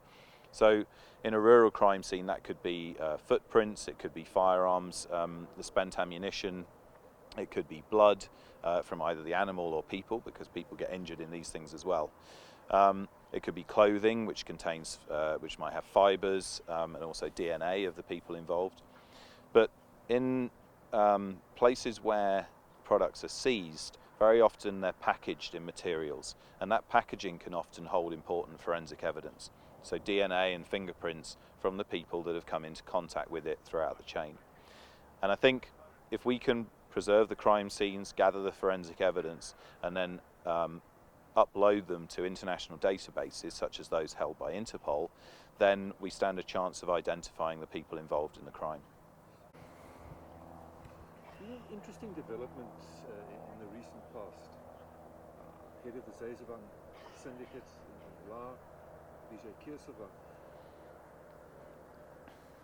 For lack of a better word, a bounty has been put on his head, something like the Wild West. And yet this man has never been charged or accused of anything. What are the consequences of, would you reckon, about going after somebody like that?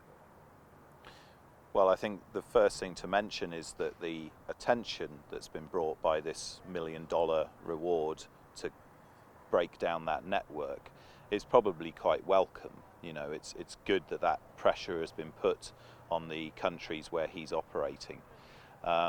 There is some controversy over the reward, however, because apparently the head of that network has no previous convictions, and currently there doesn't seem to be any country that actually wants to arrest him for wildlife crime. So I think the issue is not so much with the reward itself, but the mechanism and the process, and whether there is sufficient evidence in the hands of law enforcement agencies to want to arrest Mr. Keersewang and interview him about crimes. Now, the Lao authorities, where he's supposed to live, say that they have investigated this matter and that there's not sufficient evidence to arrest him. In addition to the reward, there needs to be, we need to follow the legal process of the countries that have been affected and where he may have committed crimes. Thanks, Carl. Okay. Yeah. It's Justin Gosling, which is JUSTIN-GOSLING, and I'm an independent law enforcement consultant. During your address, you spoke, you addressed briefly seizures and the whole hype around seizures, but what do seizures really do? Do they disrupt?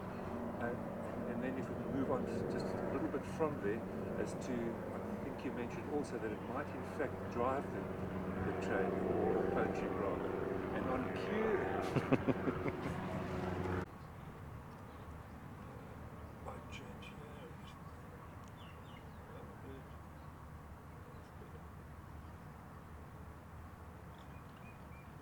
maybe the pro-trade lobbyists are saying that enforcement doesn't work, so now we have to look for other options. You say it's a flawed argument. Can you comment on that first? Enforcement is not just about anti-poaching and making seizures. If you look at other forms of serious organised crime, of which wildlife crime is one. I'm sorry, that track is just That's okay. far too loud. Pick up from the beginning again, please. From the beginning, okay.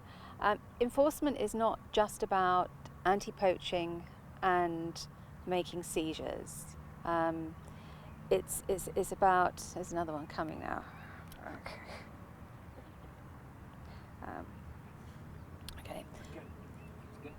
Enforcement is not just about making seizures or conducting anti-poaching on the ground. There's a whole middle area that needs to be tackled, and other forms of serious organised crime, of which wildlife crime is one, use a whole range of different tools in their toolbox.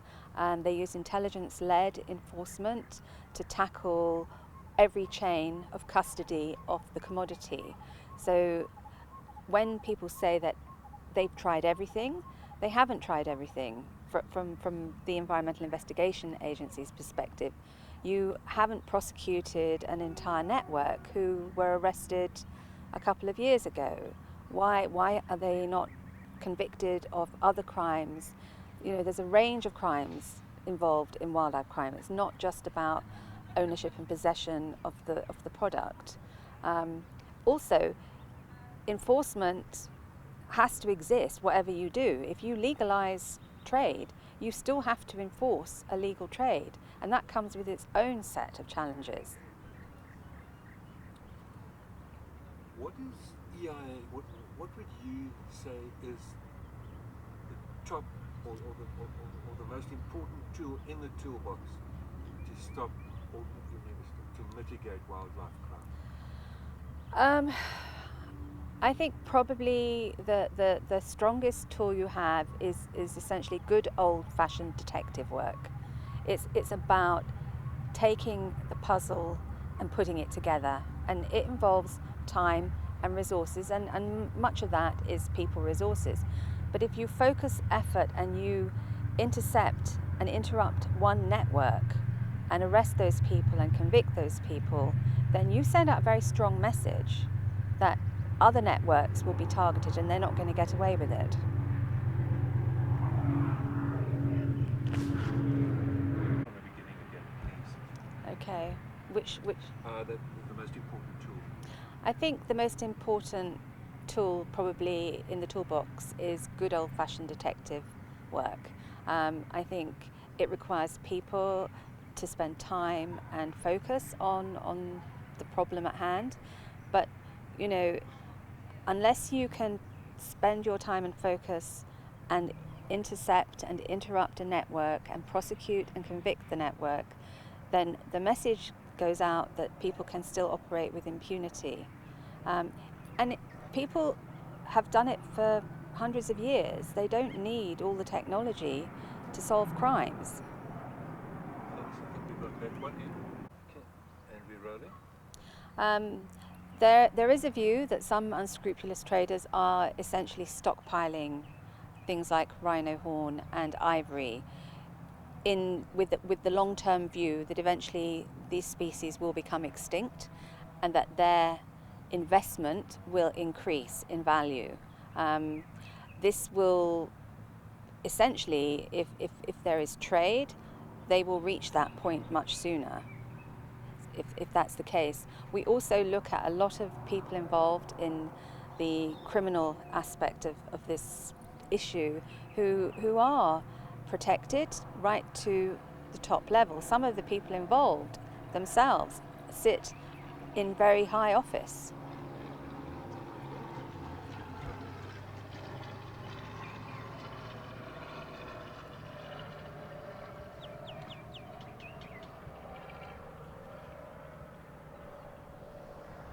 I don't want to take a swipe directly, but I think we need to raise it somehow.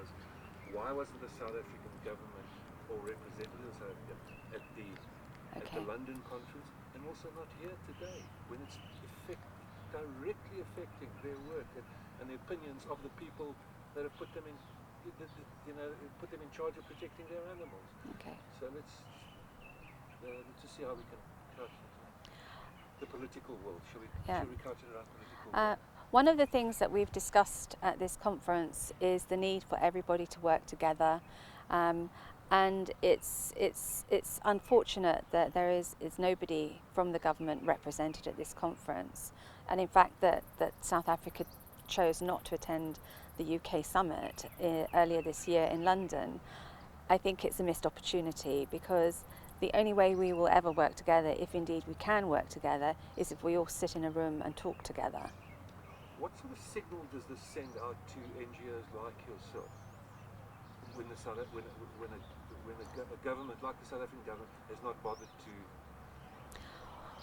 I'm not sure of the reasons given for their inability to attend the conference. Certainly it sends out a message that perhaps they didn't feel that they could support the outcomes of the conference. I mean, that may not be the case, but it's difficult because it's the inference is that they're not prepared to engage, and which may not be the case, but that's the message that's going out.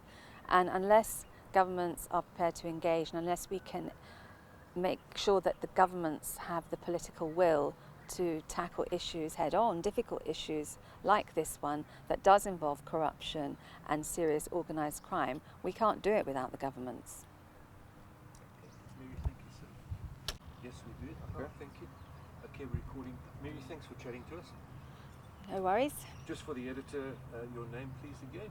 My name is Mary Rice. I'm the Executive Director of the Environmental Investigation Agency in the London office. Good. And with that on cue, the aircraft arrives.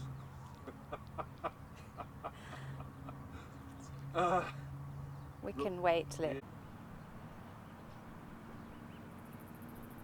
What would you do if you were the Minister of Environmental Affairs? These environmental affairs. Environment and natural resources. Natural resources in Kenya tomorrow to stop the crisis that we have in wildlife crimes. If I was the cabinet secretary in charge of the Ministry of if I was the cabinet secretary in charge of the Ministry of Natural Resources and Environment, I would crack down first on corruption. I don't think there is any other way around it. You have to get rid of the corrupt people and bring on board a new senior management in the Wildlife Authority, in my office, and also in the board of the Wildlife Authority, so that we have a new team that's working on a new slate. We need to have a new vision that inspires all those rangers who risk their lives every single day, that inspires them to continue doing that work and not feel that they're actually working for the wrong guys. So much for your time. Right. Just pick up on that last line. Okay. In his inaugural speech, the president himself told all Kenyans that it was their duty to protect wildlife. And so that's what I'm doing. I'm responding to the president's own call. Tell me, what would you say is the weakest link currently in enforcement in Kenya? To me, the weakest link is the failure of the relevant government agencies to work together. If the Wildlife Authority is not working closely with the police, customs, ports authority, the revenue authority, then what you have are these gaps that the cartels can exploit. And that's what's happening.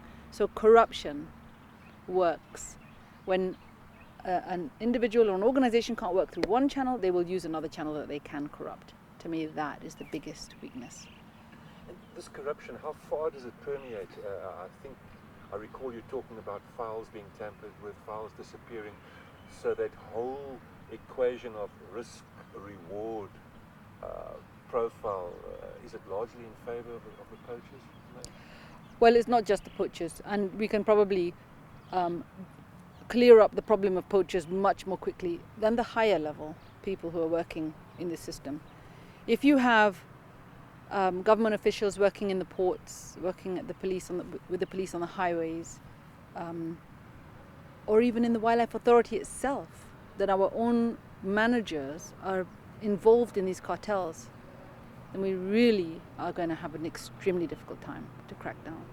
So one of the things that we're calling on is the president to take responsibility, to actually oversee the whole thing, and that way be personally accountable for the results for the entire country. I'm going to keep that. We're going to be here forever if we have to cut every time. Okay. We've seen situations in this country, certainly, where court documents have been tampered with, and many convictions that should have gone ahead, trials were abandoned because evidence went missing. Is that also evident in Kenya? Absolutely. What we're seeing in Kenya is that 70% of the files were not available, and that cannot be explained. But we've also seen, in one particular case that I'm following, a rhino poacher, the best evidence in any case we've got so far, where a horn can be linked to a rhino through DNA, can be linked to a vehicle where the blood of that horn has been found, to a house where there's a man laundering money and he's got a cash minting machine. These are economic crimes and organized crimes and corruption crimes. One of the fellows, there were 8 arrested, one of them didn't show up in court, and the magistrate dismissed him from the case. Now, that doesn't make any sense to anybody. Why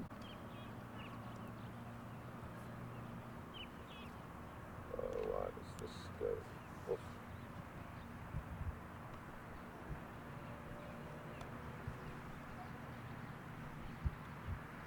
Just put the code in.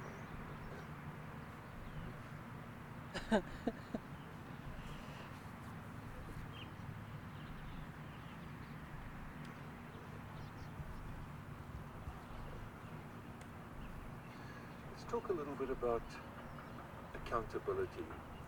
Would you say the government should largely be held accountable to its people for not protecting this wildlife asset? In Kenya, we have the Kenya Wildlife Service. They hold Kenya's wildlife in trust for the people of Kenya. Our constitution guarantees us that our resources are going to be protected by these authorities. And our constitution also allows us to challenge and to demand information. The government has to be accountable by law in Kenya and probably across most African countries. And when we're saying we're asking the government to be accountable, we're not saying we're cracking a big whip over you. We elected these people into power. They are our civil servants. They work for us as citizens, and our tax money pays for their salaries. It should not be seen as negative or threatening when civil society asks the government to be accountable for what is happening. In fact, as citizens, it's our duty to pull up our government and insist on higher standards. Otherwise, how could we possibly ever improve? There must have been some repercussions to you as a person, your organization, for the stance that you've taken. Do you care to elaborate a little bit on that? There are some people who are very uncomfortable about the stand that we take. We are quite aggressive. We're intentionally aggressive. We're Kenyans. We stand to lose our heritage. We stand to lose what is so precious to us. It's our identity.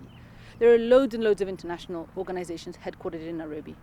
Most of the world's largest international conservation organizations are headquartered in Nairobi. They would never dare challenge the Kenyan government. They can't afford to. They risk being thrown out. They risk losing their permits or their research permits and those kind of things. As a Kenyan, I could be thrown in jail, but they can't deport me. You know, and I was told by the president himself that I have a duty to help save Kenya's wildlife, and so that's what I'm doing. Goal unites us. And now I get to my mandate as a prosecutor. It is our mandate to prosecute without fear, favor, or prejudice. And that's where the pawpaw hits the fan. So I can relate to Paula that politeness is not one of our strengths as prosecutors. And when you're standing in the manure pile, it's somebody's job to mention the stink. So, my invitation, Alison asked me not to discuss the law as much, but to speak about the risks of the trade. Therefore, I focused on the risks. So I won't bore you with legal terminology and gobbledygook. Look at the statistics. They speak for themselves. It's horrendous. I can't even mention the numbers. 13, 83, 122, 333, ending at 1,004. Where is this going to end? Now, there has been a war declared on our rhinos. Justin, I'm using the word war because that's what it is on the ground level. And if the death toll keeps on rising, what is going to be left for our future generations to enjoy if there's no intervention? Therefore, we are in this debate. A rhino has no natural enemies except for us, the human beings. And despite all the attention that it's getting, the death toll keeps rising. It's almost like a message from the syndicates that they will stop at nothing to get hold of this useless product. Now, this object of the debate is to find a solution, obviously. In this, there are various proposals, strategies in private sector, in government, and obviously dividing us into two camps. Now, the crime syndicates, like I said, will stop at nothing. And while we are busy debating with each other, they are slamming into our rhinos. They are taking the chance while we are divided, and they are uniting to get what they want. All the objective facts point to a trade that's alive and kicking, despite the bans, despite all the legislation in place. There is a demand, and therefore, government is considering to legalize trade. It is not my department's mandate, it is the Department of Environmental Affairs. It's my department's mandate If the police catch a criminal, we have to drive it through court. Now we sit on two edges, conservation versus economics. Now I'm married to an economist and there's many lively debates in my household. Luckily he's a nature conservationist as well. So he understands the problems that we are dealing with here. In the meanwhile, I'm saying until there is a real decision made, if none of us have it in our hands, the only solution is law enforcement, beefing up security. COP 2016 is quite a while away. And what do we do in the meanwhile? So, the demand is the devil that sits in the details. And can we afford? Before I carry on, I have to say, I've gathered opinions across the board. None of these are my personal visions. I'm putting out to you what is already out there. If you don't mind, can I grab a bit of water?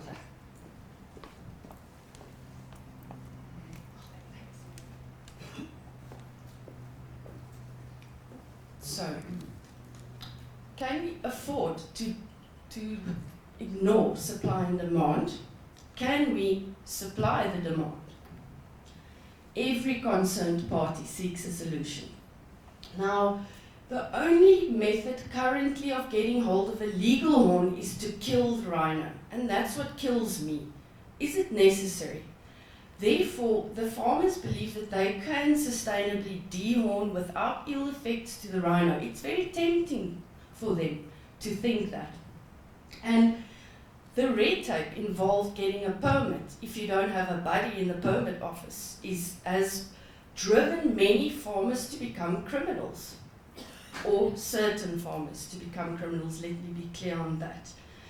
Vietnamese are coming to them, I've heard stories with suitcases full of cash, throwing cash at them, and surely they buckle under that pressure. Thus, while all this is going on, a species is in decline. And if we are faced with possible extinction, and Will said it himself, Einstein said it, that carrying on in the same way we've been carrying on is madness. It's very tempting for the rhino owners to say, let's legalize. We carry the burden of the risk. We have the costs involved. Don't forget, they own 25% of the national herd in the country. And where's most of the poaching taking place is in Kruger National Park. So the poaching is rife in the government herds. Surely the private rhinos are also suffering, but that, therefore, they feel we must discard our moral issue with the legalization of trade. I, on the other hand, I've been jumping the fence and I've been at many conferences, and people here can back me up on this. I've been this side, I've been that side, due to desperation. I sit with the doggers, I see a rhino die and nobody's being caught. And that is just so frustrating. Now, clearly there's a market. The Chinese and other Asians, they do not care what the westernized world thinks. It's irrelevant to them whether rhino horn has medicinal value or not. It's an ancient cultural belief. Now, the tipping point currently is that the birth rate or the death rate will very soon overtake the 6% growth rate. And keeping a rhino is becoming very costly. It's high risk, it's a risk to your life. And there's no incentive anymore. That is my concern. If there's no incentive for the private rhino owners, they are commercial people, they'll move to something else. The habitat that they currently use for rhinos will be used for something else that they can make money out of. I've searched high and low what people say what the possible impacts will be, or what the good or the bad will be, the pros and the cons. And objectively, the impacts they say if trade is legalized, it could take pressure. These are pro-trade arguments. It would take pressure off the herds and reduce poaching to a certain extent. None of us are naive. A hijacker of a car will not go and buy the car if he can get it with a bullet. That will never change. We are dealing with people who have no morals. So therefore, it's very hard to bring a moral, ethical issue into the picture, because according to me, poachers do not have morals. Now, it would provide an incentive to farmers to breed and plough funds back into conservation. Farmers, like I said, are commercially motivated. One of the main guys who have put an opinion out there is an economist, Michael Eustace. This is what he says. This is not what I advocate. He is obviously pro-trade. He's an economist. And according to, just to get the history of the matter, is from 1910, there was only 100 rhinos left in the wild. And due to good management and conservation efforts, they pushed that number up to 19,000 where we stand today. This is South Africa specifically. In 1960, there were 100,000 rhinos in Africa, outside of South Africa. But by the 70s, the population had fallen to 65,000, now left 3,150. 48% of the national herd is in the Kruger National Park, where the bulk of the war is being fought. The key fact, and if I hear the word corruption one more time, honestly, this is really our biggest challenge. And it is something that needs to be addressed on a major international level, because we are dealing with transnational organized crime here. For a Mozambican poacher, one horn set is worth 6 years' worth of wages. You do the math. I'm not a good mathematician, but that is an incentive for them. They become small heroes in their towns. They plow back into their poor communities. Only 50, now South Africa gives 200 permits in trophy hunts every year. According to Mr. Eustace, only 15 of those are real trophy hunts. The rest are what we call pseudo hunters. He's not involved in putting that trophy on the wall. He's not interested in that. He is interested in the horn on that beautiful, large, prehistoric animal. So, CITES does not allow the convention allows trophy hunting, but it's clear to everyone what's going on here. This is not for trophies purposes. The DEA they tried to ban Vietnamese from hunting, but the farmers say they will lose revenue of 48 million per year.